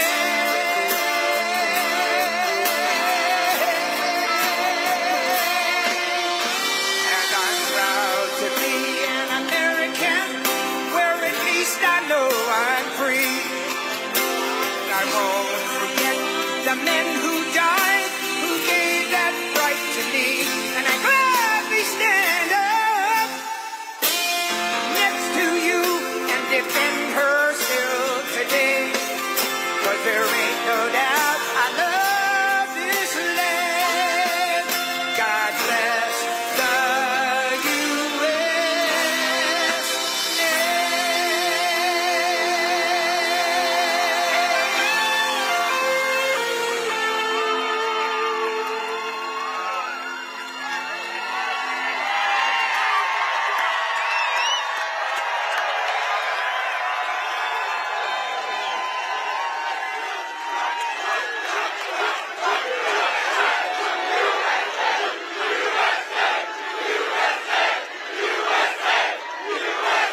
What a crowd. Well, I just want to say a very special hello to Iowa. We have had a good time together. We won so much here, we didn't know what to do. There was so much winning here. But we love Iowa, and we won all 3 times. So that's pretty good. And won by a lot, but I'm thrilled to be back in a state that I love, and I really do love it too, with thousands of proud, hardworking patriots at the world-famous Iowa State Fairgrounds. Thank you. Thank you. 18 months ago, the people of Iowa braved sub-zero temperatures. You remember that night? Oh, that was cold. It was cold, but we were warm inside because we won by a landslide to turn out the first in the nation caucuses, and you delivered 98 out of 99 counties. What the hell county didn't? What's the name of that county? Let's get them out of here. 98 out of 99, that's not bad, Susie, I guess, right? We'll take that. But for President of the United States, Donald J. Trump, thank you very much, everybody. Then in November, we won Iowa by a landslide, 13 points, and it was the single largest presidential victory in your state's history. That's not bad. And now we're back where it all started, to celebrate 5 months of incredible success for our nation and wish the Iowans and all Americans a very happy 4th of July. It's an honor to be with you. It's an honor. You know, a lot of people wanted us. When you're president, they want you. And if you're not president, they don't want you so much. But they really wanted us. And I said, nope, I'm going to Iowa because I promised I would go to Iowa. Sorry. I said, no way. There could be no better birthday present for America than the phenomenal victory we achieved just hours ago when Congress passed the one big, beautiful bill to make America great again. Right? And in the last election, the people gave us a historic mandate to cut taxes, raise take-home pay, bring back jobs, stop the invasion, that horrible invasion. Who would do that? Who would do that? That horrible. Who would do that to us? Who would do that to us? Deport the illegals and slash hundreds of billions of dollars of waste and fraud, and that's what we're doing. With this bill, every major promise I made to the people of Iowa in 2024 became a promise kept. You know, they had a report today on some crazy fake station, but it wasn't fake in this regard. They said, you know, this guy actually did more than he promised. I did.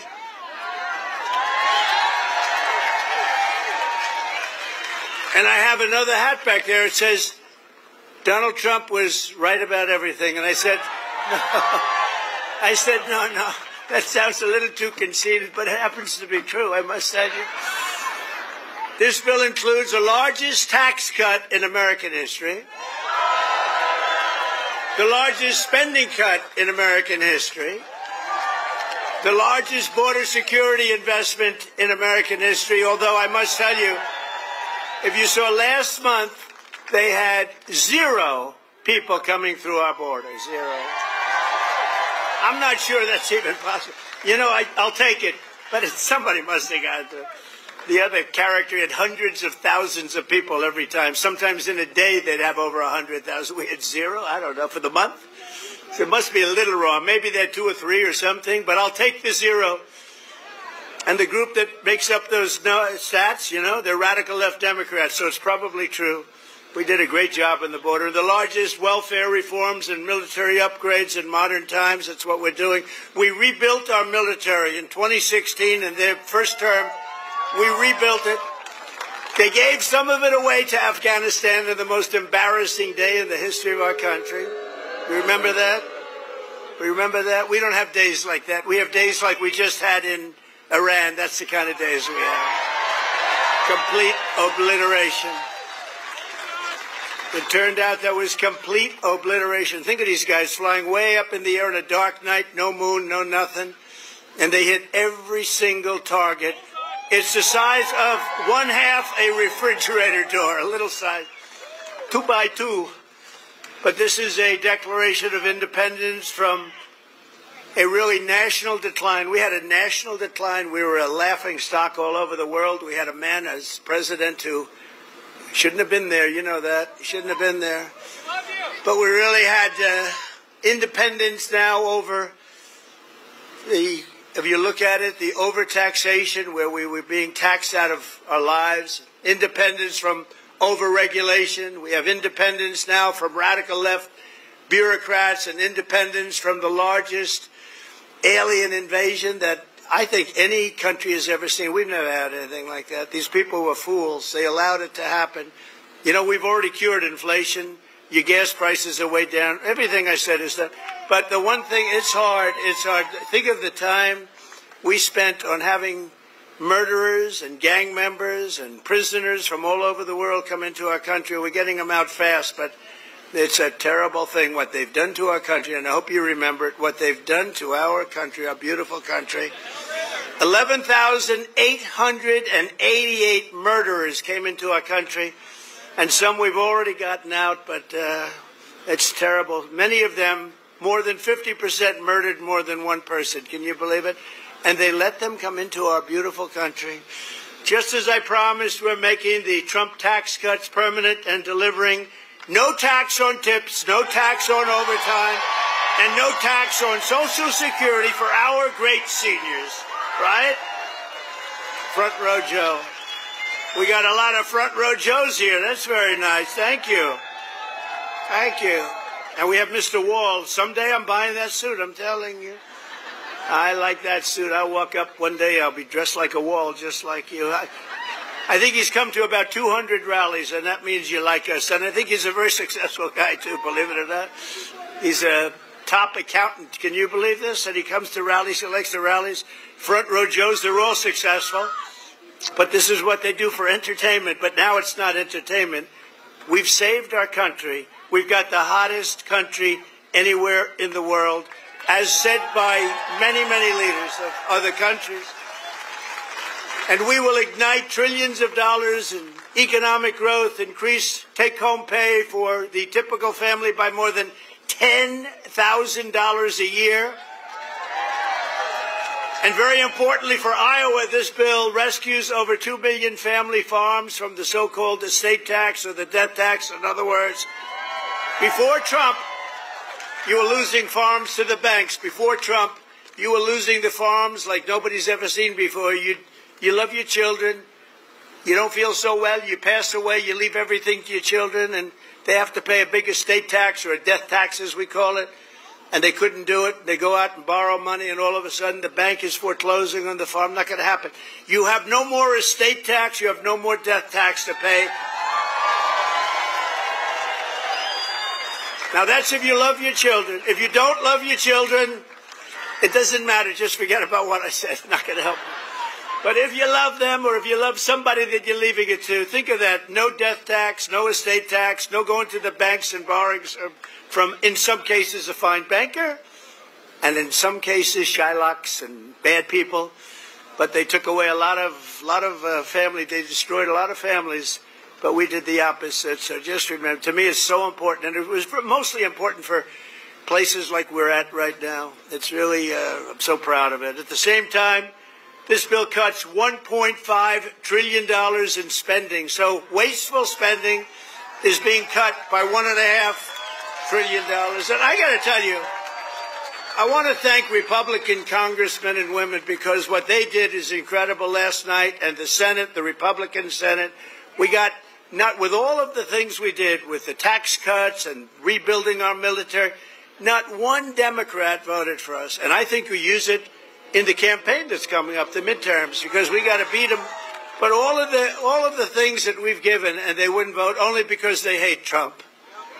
But I hate them too, you know that? So it's sort of I really do. I hate them. I cannot stand them because I really believe they hate our country. You want to know the truth?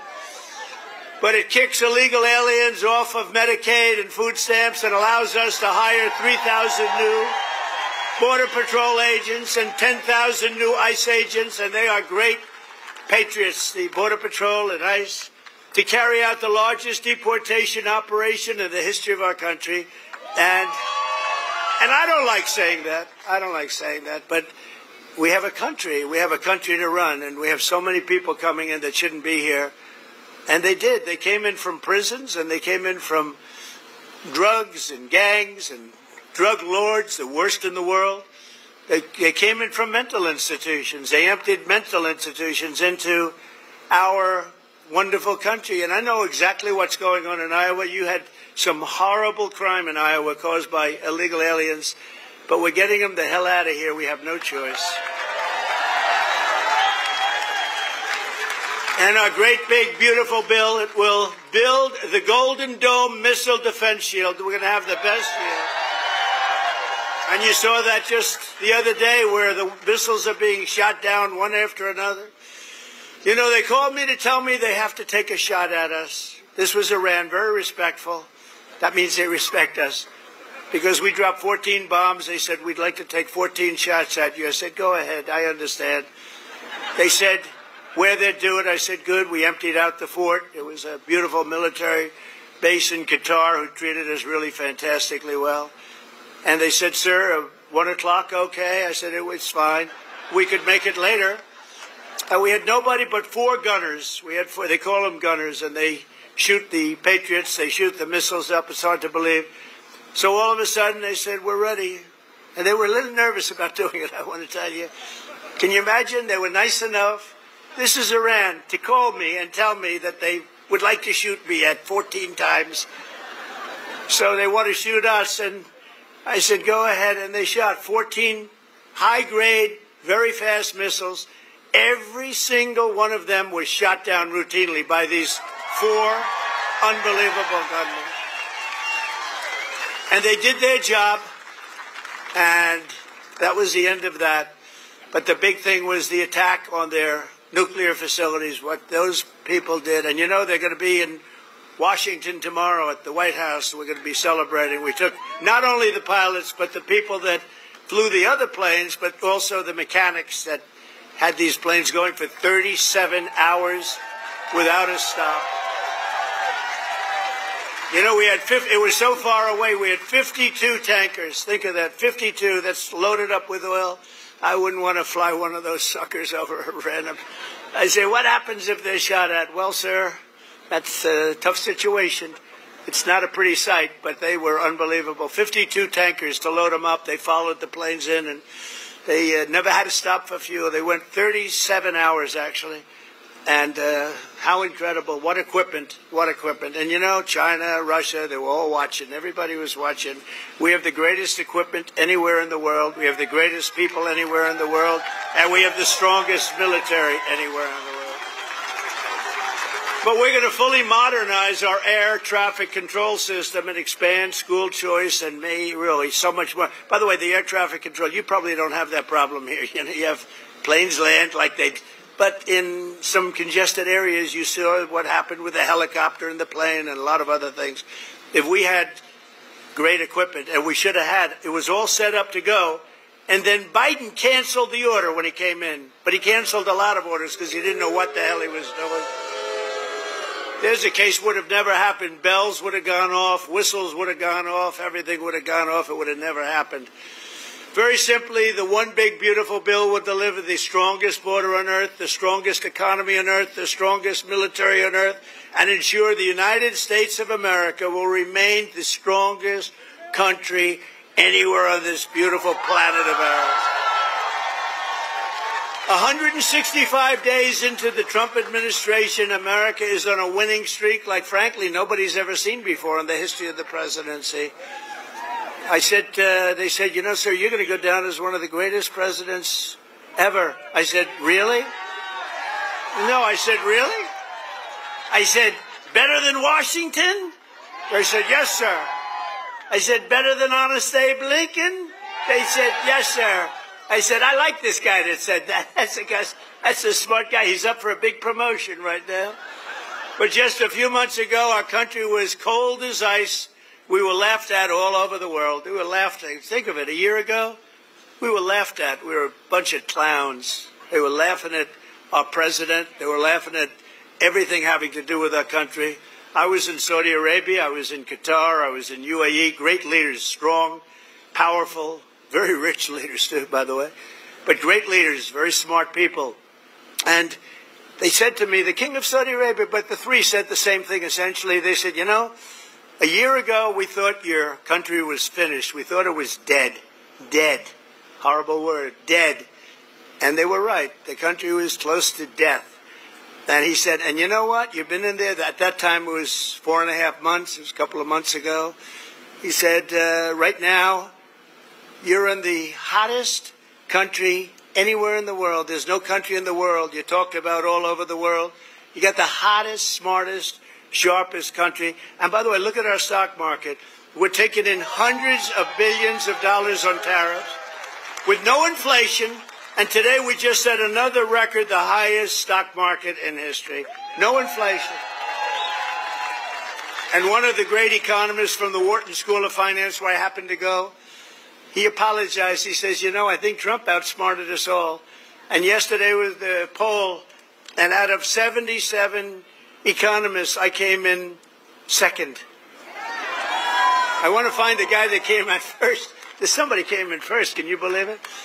But we said what was going to happen, and it's happening. And I'll tell you what, we had the greatest economy in the history of my first term. This is going to blow it away. You watch. This is going to blow it away.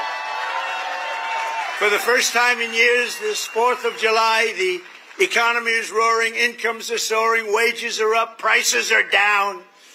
Gasoline. You see what's going on with gasoline? It's way down.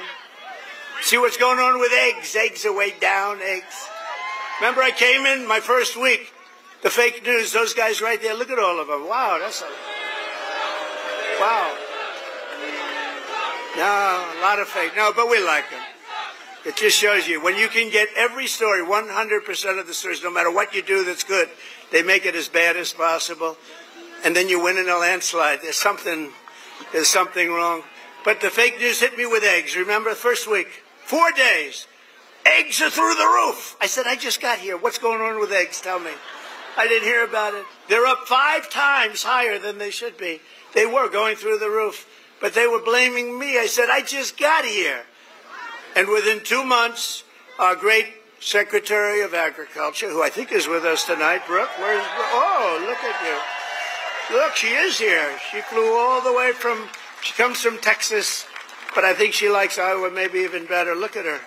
You did a good job with groceries and with eggs. I will tell you, it's true. They said, we have them this time, finally. It took an egg to get me, but that didn't happen either. Now they're down to a normal price, and people are ordering like crazy. But inflation is dead. 401ks and retirement accounts just hit an all-time record high. Did I hear what I think I heard? But we've achieved the lowest level of illegal border crossings in U.S. history, 0 illegals. Think of it, we had 0. And as I said, and I'll say it again, I love it because I have never seen any country suffer. No country has ever. There's never, don't worry, it's only fireworks, I hope. Famous last words. My famous last words, Trump said, don't worry, it's only fireworks. Yeah, you always have to think positive. I didn't like that sound either. You know? But last month, American-born workers gained 830,000 new jobs, a record. That's American-born. While the illegal aliens lost 340,000. And we don't want bad for them, but look, we have a country to run, and we want to have them come in, and we want to have them help our farmers. You know, you probably saw I got myself into a little trouble because I said, I don't want to take people away from the farmers. And we're going to do something I think that's going to be good because we want all the criminals out. Everybody agrees that we're finding the criminals, the murderers, the drug dealers. We're getting them the hell out of here. But the farmers, some of the farmers, many of you sitting right here, I have 4 friends right in the 5th row. But some of the farmers, you know, they've had people working for them for years. And we're going to do something. We're working with Christie. And we're going to do something that we're going to sort of put the farmers in charge. And if a farmer's been with one of these people that work so hard, they bend over all day. We don't have too many people can do that. But they work very hard, and they know them very well. And some of the farmers are literally, you know, they cry when they see this happen. If a farmer's willing to vouch for these people, in some way, Christy, I think we're going to have to just say that's going to be good, right? You know, we're going to be good with it. Because we don't want to do it where we take all of the workers off the farms. We want the farms to do great like they're doing right now. So Christy Noem has done a fantastic job, and Tom Homan. And we're working on legislation right now. Susie, right? We're working on legislation right now where farmers, look, they know better. They work with them for years. You had cases where, not here, but just even over the years, where people have worked for on a farm for 14, 15 years, and they get thrown out pretty viciously, and we can't do it. We got to work with the farmers and people that have hotels and leisure properties too. We're going to work with them, and we're going to work very strong and smart, and we're going to put you in charge. We're going to make you responsible, and I think that that's going to make a lot of people happy. Now, serious radical right people, who I also happen to like a lot, they may not be quite as happy, but they'll understand, won't they? Do you think so? Madam Secretary, look at you with a white hat on. Do you think they'll understand that? You're the one that brought this whole situation up. Brooke Rollins brought it up, and she said, So we have a little problem. The farmers are losing a lot of people. And we figured it out, and we have some great stuff being written, and let the farmers be responsible. And then if the farmers don't do a good job, we'll throw them the hell out of the country. We'll let the illegals stay, and we'll throw the farmer the hell out, okay? Get ready, farmer, I'm telling you. But so the fake news will write that. Donald Trump will throw farmers out of our country. They will write it, because whenever I'm sarcastic, when you can't be sarcastic as a politician. Well, if you're me, you can't be if you're so I want to say I was only kidding. No, the fake news will write it. Donald Trump wants all farmers thrown the hell out of our country. The audience booed the hell out of him. There was no boo. No, they're fake news. That's why nobody watches them anymore. Violent crime is plummeting, and we're on track to reach the lowest murder rate ever recorded by the end of this year. It looks like we're doing way good. And that's knowing that we have a lot of people in the country that we didn't have in the country 4 or 5 years ago. I mean, we have a lot of people that they allowed into the country that are serious criminals. A lot of them are on their way out, however. Iran's nuclear enrichment has been obliterated. Remember when CNN said, it wasn't obliterated. It was maybe damaged or damaged badly, but obliterated is too strong a word. No, it was obliterated. That's now been proven. The Atomic Energy Commissions, everything that's been obliterated. And they were trying to demean me by saying that, but they were really demeaning those great pilots and people and mechanics that got those planes over there and were able to shoot from high up in the air going very, very fast with potentially a lot of things being shot at them and hit every single one. They're trying to demean me, but to me they were demeaning them. And they got out of the plane and they said, what the hell? We hit every single target. They know better than anybody. But now that's been proven. It's CNN fake news and scammers that work for them. Scam writers that work for them. But we understand it and we fight it back. And a lot of people said, sir, don't criticize it because they're beneath you. No, they're not beneath me. Nobody's beneath. You got to put it, otherwise people don't understand. If you don't say something about it, you got to say it.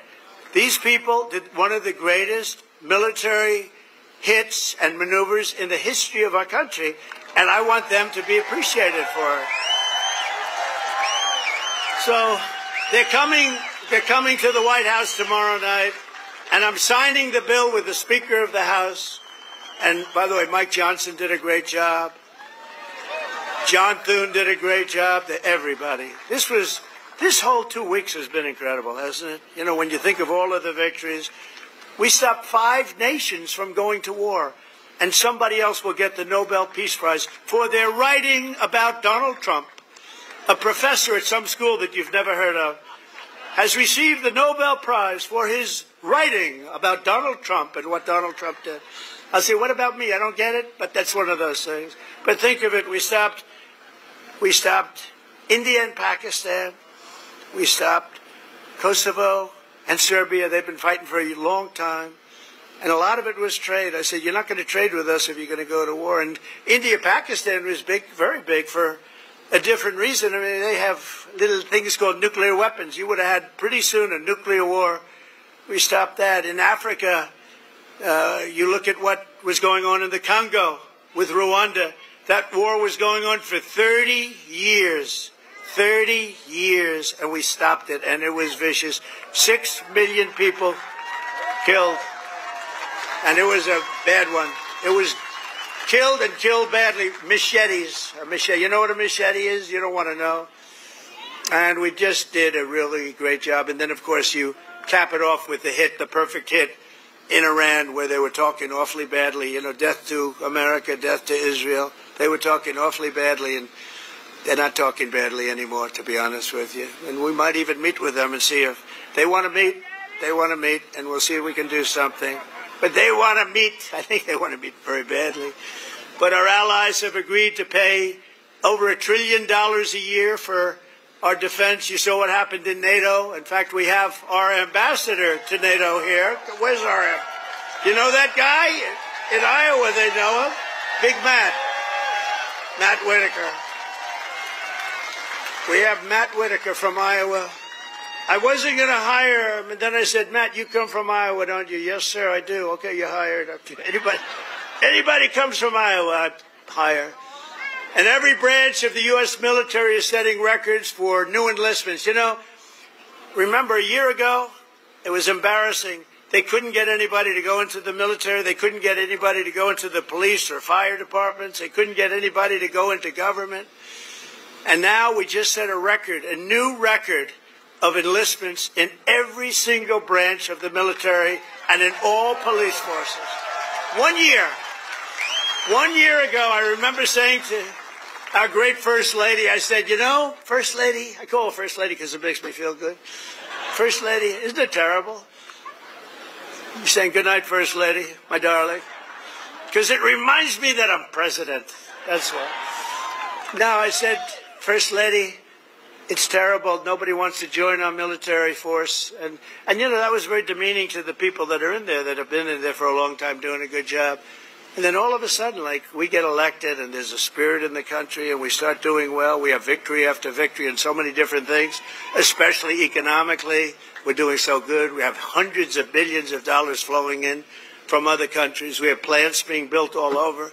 I mean, a little less here because you have enough with your farm. Oh, by the way, but I did get beef and I got ethanol into Europe. You saw that. You saw that. United Kingdom, they didn't want to do it. You know, they never took our beef and they never took our ethanol, and we said, got to do it, and they did, and they were great. We made a wonderful trade deal with them, but we're doing that all over. Is ethanol very important still for Iowa? Is it so? Yes? Anyway, so they're taking it in the United Kingdom, and beef, they never took it because they want to do their own. You know, they have a lot of farms and a lot of farmers, and they want to do their own, but they took it, and it's going to be great. You're going to do, I'll tell you what, the farmers here are going to do incredibly. Plus, we have tariffs on a lot of this stuff that was coming in and absolutely killing you, where they have different forms of vegetation coming in at prices that were very, very bad for you. And a lot of it comes in because they want to put you out of business, and then they want to raise the prices. And we're not letting that happen to the farmers and to Iowa, to Nebraska and Wisconsin and all these other places that have been so great. And in breaking news just yesterday, we reached a historic trade agreement with Vietnam to open their markets to American exports with zero tariffs. They get zero tariffs. And you're going to be giving them vast amounts of farm product, including beef, pork, poultry, dairy, and pure Iowa ethanol. You're going to be given all of those products. And the fact is, I could go on, but the fact is really strong, and it's stronger than it's ever been, and stronger than I've ever seen. The golden age of America is upon us. This is a golden age. This is such a beautiful term, the golden age. And I couldn't have even said it in my first term. I'm telling you, this is going to blow the first term away, and we did great. We got great marks in the first term, and this is going to blow it away. This incredible national resurgence is happening just in time for one of the biggest events in the history of our country. Exactly 1 year from tomorrow, we will celebrate the 250th anniversary of America's founding with a birthday party, the likes of which you have never seen before. 2 years ago, I came to Iowa and promised that the festivities would begin right here at the Iowa State Fairgrounds. And tonight, here I am. Okay? Promise is kept. Promise is kept. It's an honor, too. It's an honor because you've been with me from the beginning. Thank you.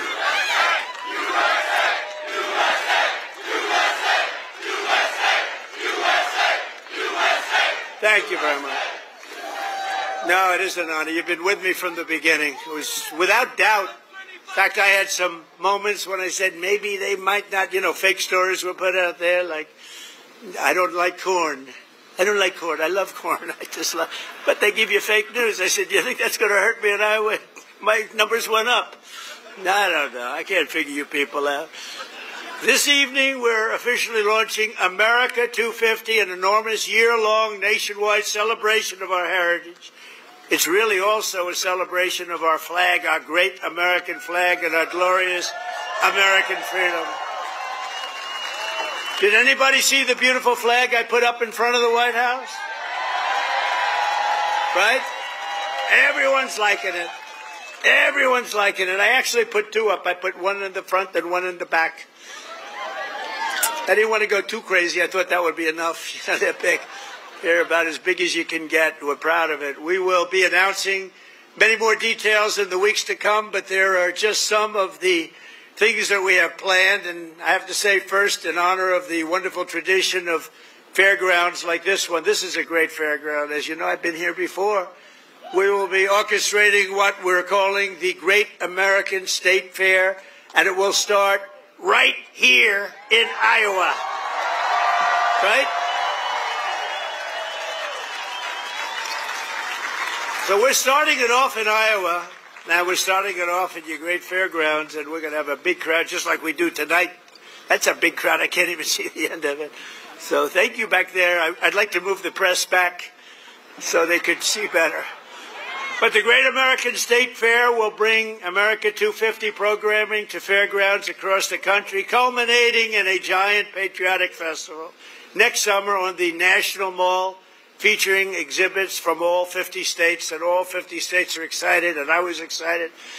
You know, when I did the 250, there was nothing I could do. It was 250 was 250, so I can't say that was my baby. The country happened to be 250 years old. But what I did do is during my first term, I got the Olympics, and I got the great soccer, you know, that whole deal, right?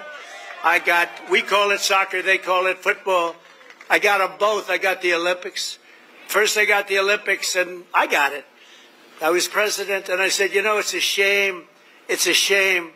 I got the World Cup, and I have the Olympics, and I did it. And you have no idea. President Obama didn't want to make a call to the Olympics. You know why? Because he went to Switzerland or wherever, and he said, you know, if a president goes to get the Olympics, you have to have a deal.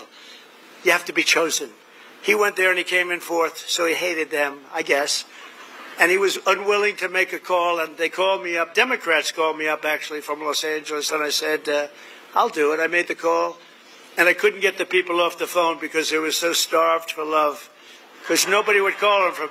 Anyway, we made a deal. I got the Olympics. Then we got the World Cup with Johnny. We got the World Cup, and I got them both, and I looked at my people. I said, isn't it a shame? I got these two, but it wasn't in the next 4 years. It was right after that, and the one after that. And I got the Olympics, I got the World Cup, and we also have 250, so it's a pretty wild term. But I got these two things that are incredible. Nobody else could have done it. I'm telling you, everybody wanted it. Nobody could have done it. And I said, and I won't be president, because I'll be president for 4 more years, but it won't be. And then they cheated and rigged the election. They rigged. You know, they don't even turn off the cameras when I say that now, because now they know it's true, too. But they knew it was true before. Remember, the cameras used to immediately turn off. You see all those beautiful red lights go off. Now I can say whatever I want because they know it's true. But they knew it was true before. It's fake news. That's what they call it. But you know what? This term is much more consequential than if I had done it the more traditional way. This was slightly harder, believe me. It's slightly more dangerous because there are criminals on the other side that tried to put your president in jail and went after him, just like they do in third world countries. And we all beat him together. We beat him because our level of popularity was so high. And it was high because I explained the situation. When these thugs came around, I explained it to the people. And fortunately, I was able to be on a lot of television, I did whatever you had to do. I had to explain it. Then they said, wow, that's fake stuff. It was fake. They're a bunch of bad people, but we kicked their ass, and we're going to continue to do well. And I appreciate it. And there was nobody more loyal than Mr. Kaufman, who's fantastic, and Iowa, and his son, who's maybe more fan. Where the hell is he? Stand up. Where's your boy? His son is better than him, I'm telling you. And he doesn't mind. I have a lot of fathers who would be very insulted if I said that. But they're bad people. He's a good guy. He's got a son who's fantastic. You know that. I think he's probably here someplace. Come to think. Where is? Oh, he's better looking than you, too. Good. Thank you. Great job. Nobody more loyal than the people of Iowa during that period of time when we had to show our stuff. But we just celebrated the 250th anniversary of the Army at Fort Bragg. You know, they changed the name, and we changed it back to Fort Bragg. The people of North Carolina came up. They said, sir, we want to really have the name of Fort Bragg back. Everybody was saying that. They kept calling it Fort Bragg. I changed it back. You know, these radical left lunatics changed the name of Fort Bragg. So we won World War II. We won World War I. We won other wars. We won everything from Fort Bragg and other places that we were also changing many of them back. And then we decided to change the name. Now, I tell people, you know, it's incredible. We're the only people. We win 2 world wars from a place, and then we say, let's change the name. So we changed it back, and the people are very happy in North Carolina right now. And we just celebrated, because the 250 was for the Army, was 1 year earlier than which makes sense. You know, we had a little Army, we did well, and, you know, we have a nation. So it was 1 year earlier than the nation itself. And we had a beautiful parade in Washington, D.C. the other day. It was fantastic. You know, it was amazing. Because the weather was so overcast and it looked so bad. And a week before they said, oh, it's going to rain. I said, oh, man, we're bringing all these Army tanks. We're bringing all these people, these men and women. They're going to march down Fifth Avenue or wherever. This is terrible. It's going to rain. And then on the day we woke up, rain is projected all night long, heavy. Oh, I'm saying I'll get my hair soaking wet. My hair's going to be soaking wet. I'll be crazy. I'll say, you know, this is terrible. It's going to rain 1 o'clock in the afternoon. The thing was at 8 in the evening, 1 o'clock. Rain is forecast at levels you haven't seen before. And I said, oh, this is it. And so the generals called me, sir, we could change it, but this is the Army. We're sort of used to bad weather. I said, no, don't change it. I'll wear a raincoat and I'll wear a big fat hat so I don't get totally drenched. I'll be okay. I'm such a tough cookie. And then what happens? We get there, and there's no rain. And we go 1 hour, 2 hours, 3 hours of watching these great guys marching down Fifth Avenue. It never rained. And then I thought to myself, global warming, they're telling us what's going to happen in 250 years to our planet, but they can't tell us it's going to rain 3 hours before the event. In 250 years from now, the planet's going to burn up or freeze up. And, you know, remember when they said they called it global warming, then global cooling? They had all different things. Now they just changed it to climate change, because climate change you can't miss.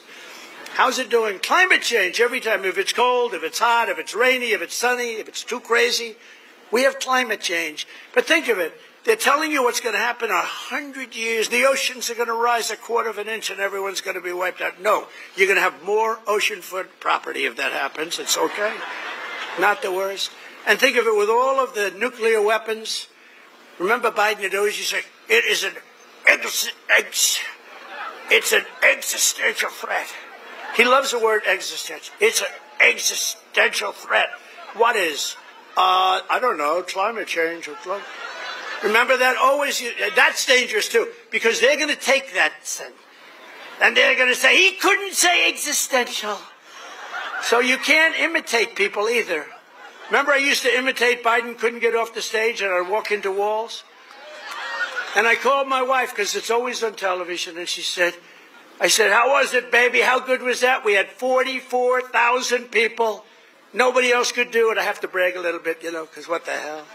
There's a little truth to that. But I brag a little bit. I say, how good was I?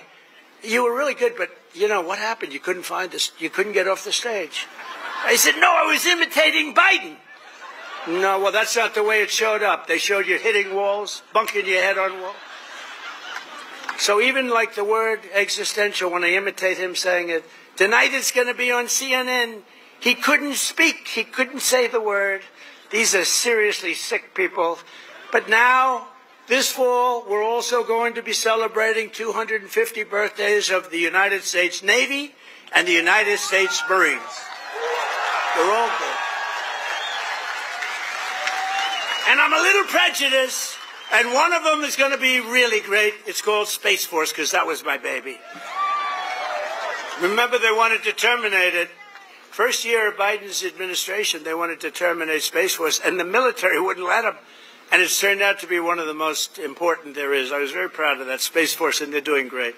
In addition, just as I promised 5 years ago tonight in my speech at Mount Rushmore, where a certain governor at that time, who's now our Homeland Security Chief, Kristi Noem, stand up, Kristi. Now I don't have to introduce you later.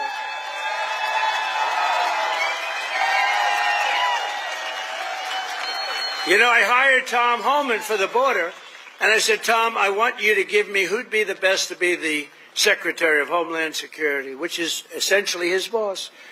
He said, Kristi Noem, sir. I said, Kristi Noem? You gotta be kidding. She's a great person, she's smart, but, I mean, is she tough enough? Sir, she's the toughest person around. I said, and she is. She's tough as hell. I've learned. I'll tell you, a lot of bad people have learned, and she's done a fantastic job. Thank you. Thank you. But we're going to be officially opening the National Garden of American Heroes, a vast outdoor park featuring statues of the greatest Americans who ever lived. You know, they took down a lot of our statues. They took down statues of some of the greatest people that we've ever had living. I stopped them from taking down Thomas Jefferson. They wanted to take the Thomas Jefferson Memorial. They wanted to rip the hell out of the statue inside. You can imagine who they were going to put up. Let's get rid of Thomas Jefferson. So we stopped them. We signed a law. Do you remember that night? It was crazy. And they were marching toward the Jefferson Memorial, and I took out an old bill from 1909.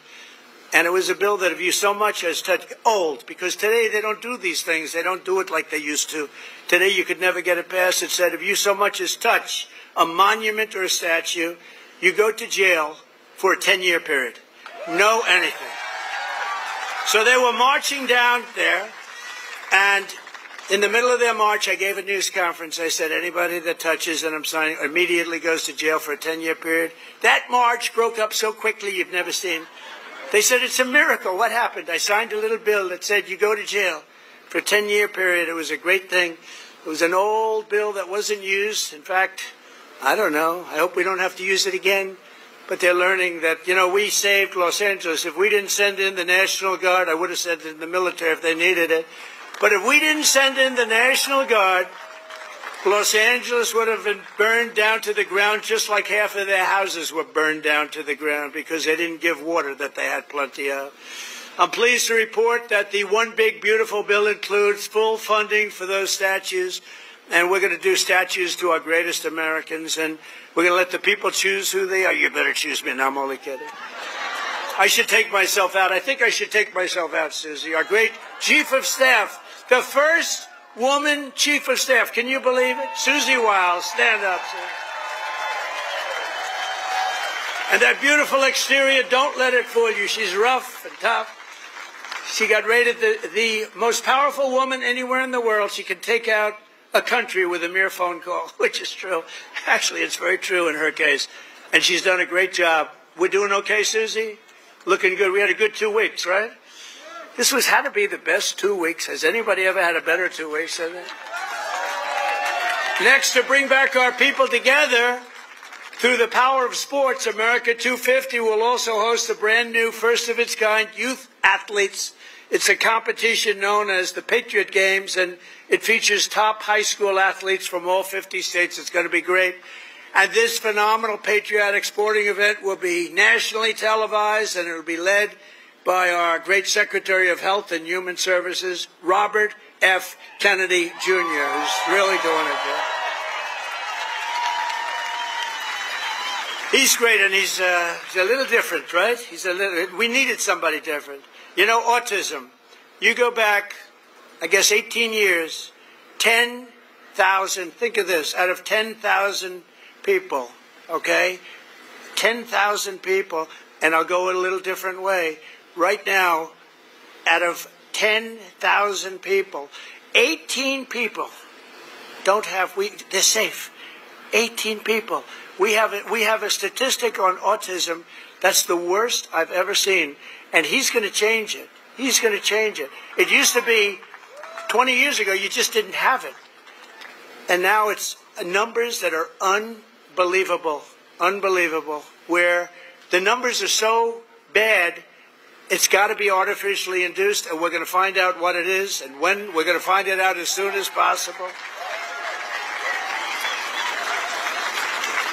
I mean, you think about it, the numbers have increased by 200-fold, and that's really something, and we're going to get to the bottom of it. That's a terrible situation. Likewise, under the leadership of Secretary Burgum, who's here right now, he was a great governor of North Carolina.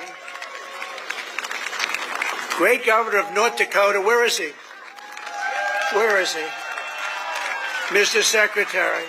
And he's in charge of energy plus a lot of land. He's the biggest landlord, I guess, in the world. But he was a great governor of North Dakota, and he was very special in so many ways. He became an energy expert, and he came to me, and I said, I want you to be the head of energy. He said, no, we have one man that's better than me, and that was Chris, right? And put him in charge, and we merged the two, and he's got all the land with all the oil, and the other one has all the expertise to get the oil out of the land. And Chris is doing great, and you're doing great, Doug, and I appreciate it. And say hello to Catherine and everybody. You're doing a great job. We have a great cabinet. So every one of our national park, battlefields, and historic sites are going to have special events in honor of America 250. And I even think we're going to have a UFC fight. We're going to have, does anybody watch UFC, the great day in the world? We're going to have a UFC fight. We're going to have a UFC fight. Think of this, on the grounds of the White House. We have a lot of land there. We're going to build a little, we're not, Dana's going to do it. Dana's great, one of a kind. We're going to have a UFC fight, championship fight, full fight, like 20, 25,000 people. And we're going to do that as part of 250 also. We're going to have some incredible events, some professional events, some amateur events. But the UFC fight's going to be a big deal too. And to fund improvements and enhanced experiences across the park system, for this anniversary, I've just signed an executive order to raise entrance fees for foreign tourists while keeping prices low for Americans. And we're going to do that. The national parks will be about America first. We're going to take it America first for the national parks. And these are just a few of the many programs, initiatives, celebrations that will renew for our national pride. We're going to have great pride. I think we do have great pride. I think we have more pride and more spirit in our country right now than we've had in 50 years.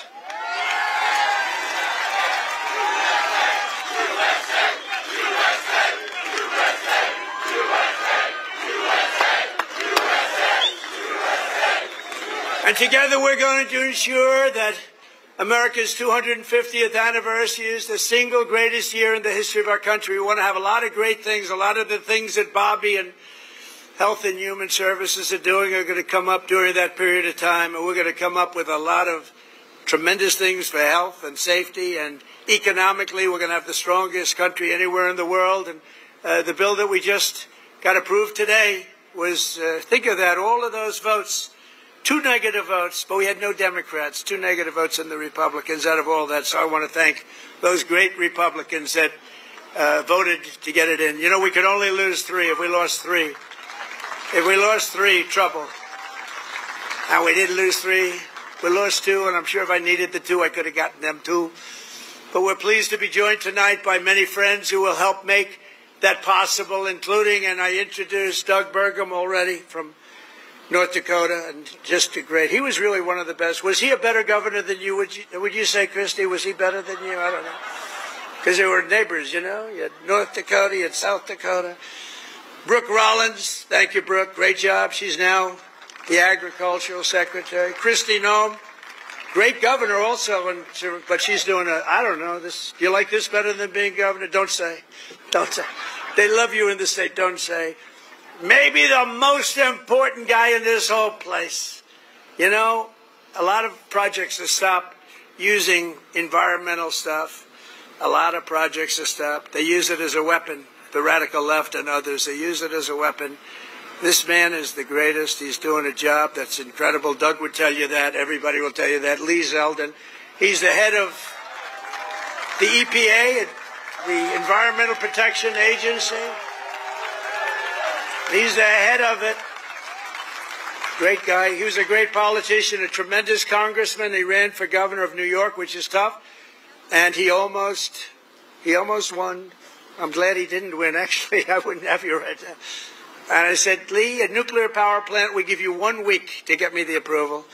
So, but he's been done great. And we have factories and we have plants all over the world right now, and they're being built and they're going up. Also, Governor Kim Reynolds from Iowa. Thank you, Kim. Thank you very much. Thank you for being here. Appreciate it.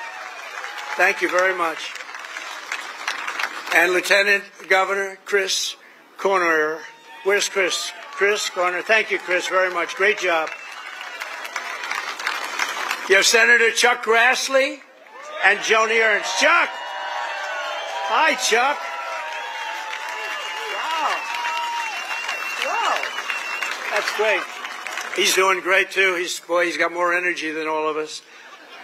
And where's Joni? Is Joni here? Hi, Joni. Very good. Good job. Thank you very much. Thank you very much, Joni. And you have members of Congress, Ashley Hinson, Marionette Miller Meeks, Zach Nunn, Randy Feenstra. Good group. We flew in together, and boy, they were nice. They were so happy at that victory today, weren't you? Randy, thank you very much. Thank you very much. That was great. We had a good flight. We have an ambassador who's been my friend for a long time, Monica Crowley. I heard her speak. I thought she did really well. Thank you, Monica.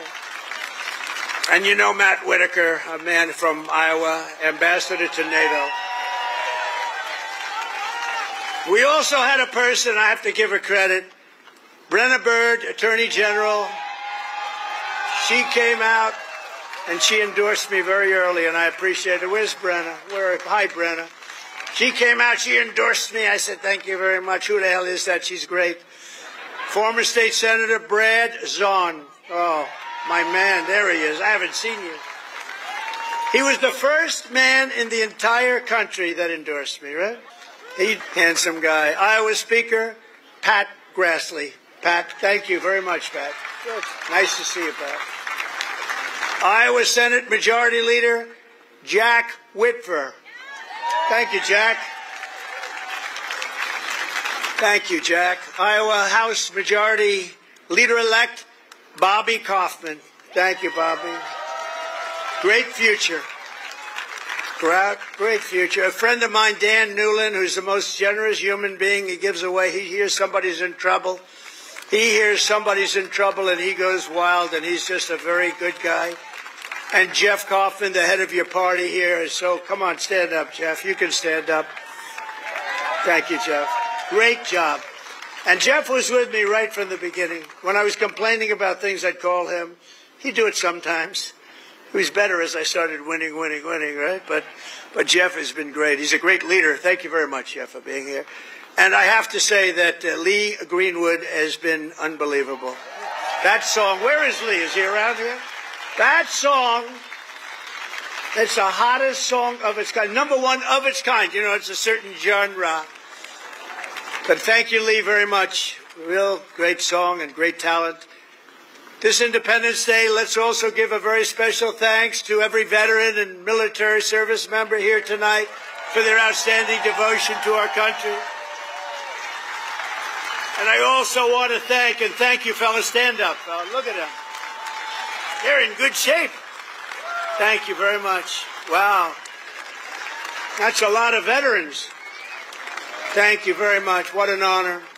I also want to thank the large group of Iowa pastors and faith leaders for their beautiful prayers, including Pastors Joshua Kent, Tammy Hall, Joseph Hall, Corrine Sturtz, Maureen Prakash, Aji Prakash, Dan McCoy, Rose Kessler, Michael DeJong, Jose Rodriguez, and ministry leaders, Virginia Caligari, Sarah Kent, and thanks also to Bob Vanderplatz. Thank you very much, everybody. Thank you. Stand up. You're the people we want to listen to. Stand up. Thank you. There they are. Look at that group. I want to be with them. They have the real power. They have more power than all of us. Thank you. You've been so good and so supportive. We were supported with the evangelicals, 89%. And we're looking for the other 11%. We don't believe it. As we prepare to celebrate 2.5 centuries of freedom, I'm inviting America's great religious communities to pray for our nation and for our people. From the beginning, this has always been a country sustained and strengthened by prayer. So important. If we bring religion back stronger, you're going to see everything get better and better and better. You're going to see it get better and better. So as we chart our course toward the next 250 years, let us rededicate ourselves to one nation under God. Right?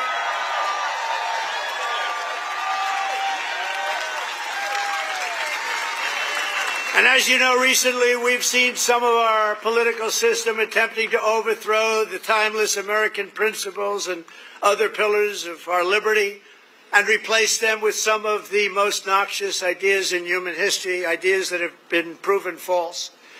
Members of Congress and even former presidents have been openly embracing vile creeds such as socialism, Marxism, and straight-up communism. In New York, they're trying to elect a communist, Zoran Mamdani, the guy who wants to defund the police, take over the stores and run the stores, and have the people hand out goods. And when everything falls apart, it always does. It always works that way. It never has worked any other way.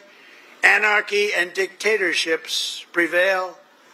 This guy is a communist at the highest level, and he wants to destroy New York. I love New York, and we're not going to let him do that.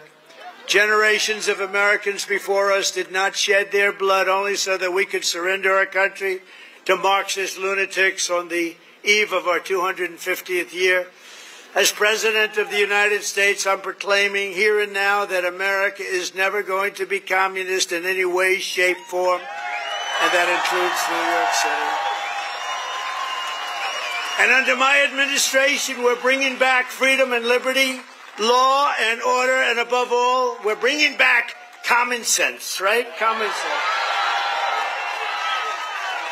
On day one, I stopped the weaponization of government against people of faith, and we created the Department of Justice Task Force combating anti-Christian bias. And I have to tell you, Pam Bondi is doing a great job. Pam Bondi is doing a great job. Attorney General. I ended the Green New Scam and terminated the insane, the electric vehicle mandate where everybody had to have a car that happened to be all electric in the next few short years. The mandate. Some people want to have gasoline powered. Some people want to have hybrids. Maybe even someday hydrogen. Right now I don't like it because when they blow up, they don't ever find the body. They find the body about 5 blocks away. That does not sound promising to me. They said, no, it's getting better. I said, dude, that's okay. Let somebody else use it. But we're not going to have all electric. We're going to have electric if people want it. Electric is great. But gasoline, people like better in many cases. But you can have whatever you want.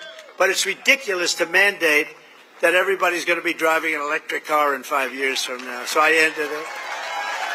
I signed an order to begin eliminating the Federal Department of Education and send education back to the states. That means Iowa's going to run their own education. You're going to have to run your own education. Iowa will, I use you in my thoughts. Whenever I always say Iowa and Indiana, and I mention certain states, but you want to run your own education because you don't want the bureaucrats in Washington doing it. And I made English the official language of our country.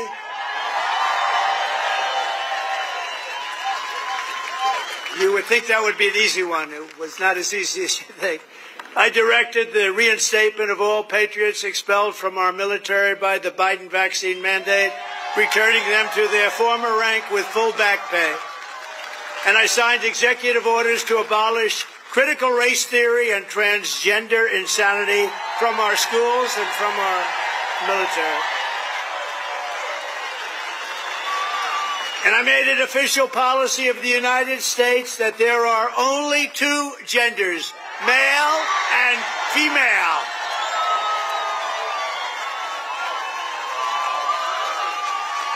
And if it's okay with Iowa, we are keeping men out of women's sports. Is that okay? I also renamed the Gulf of Mexico. I renamed it to the Gulf of America. And we're restoring the name of the greatest president, one of the truly great presidents, somebody that made our country very rich, William McKinley, to Mount McKinley in Alaska. So in conclusion, in everything we do, we're once again defending the values, traditions, and beliefs that made every generation before us so very proud to be American. You know that better than anybody in Iowa.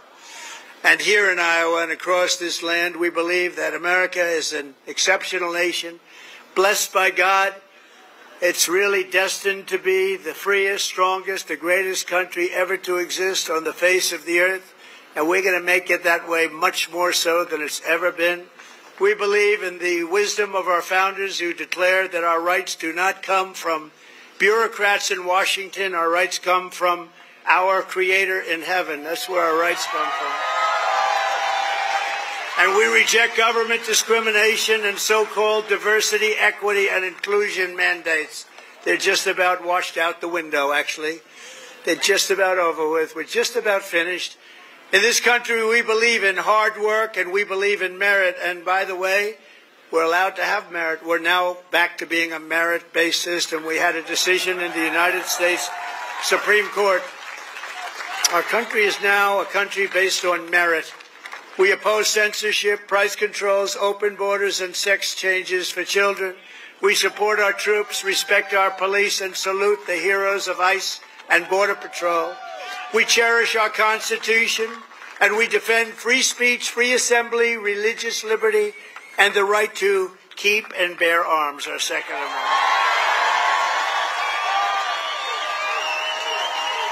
We take our pride in our heritage, and we want it in a beautiful heritage that we have, and we teach our children to love our country, honor our history, and always respect our great American flag. You have to respect our flag.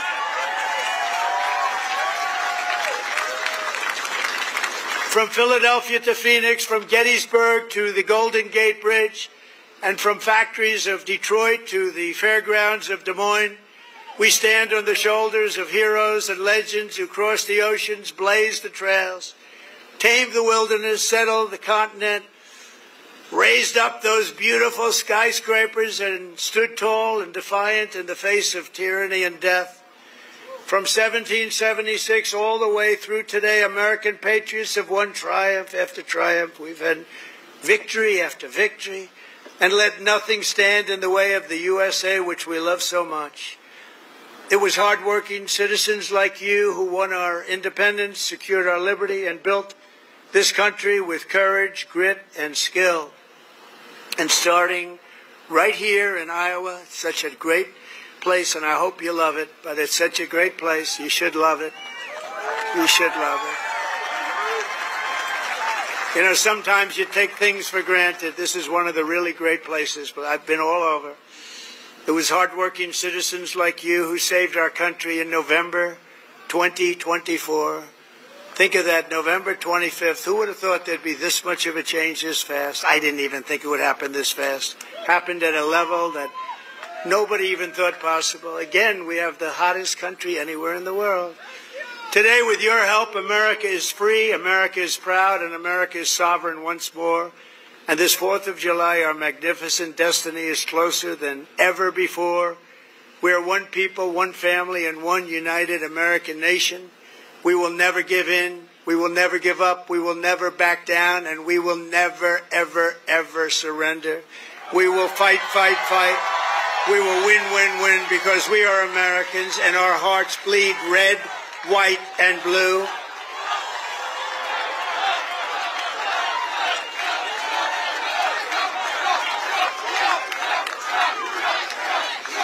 And together, as we look forward to the 250th year of American independence, we will make America powerful again.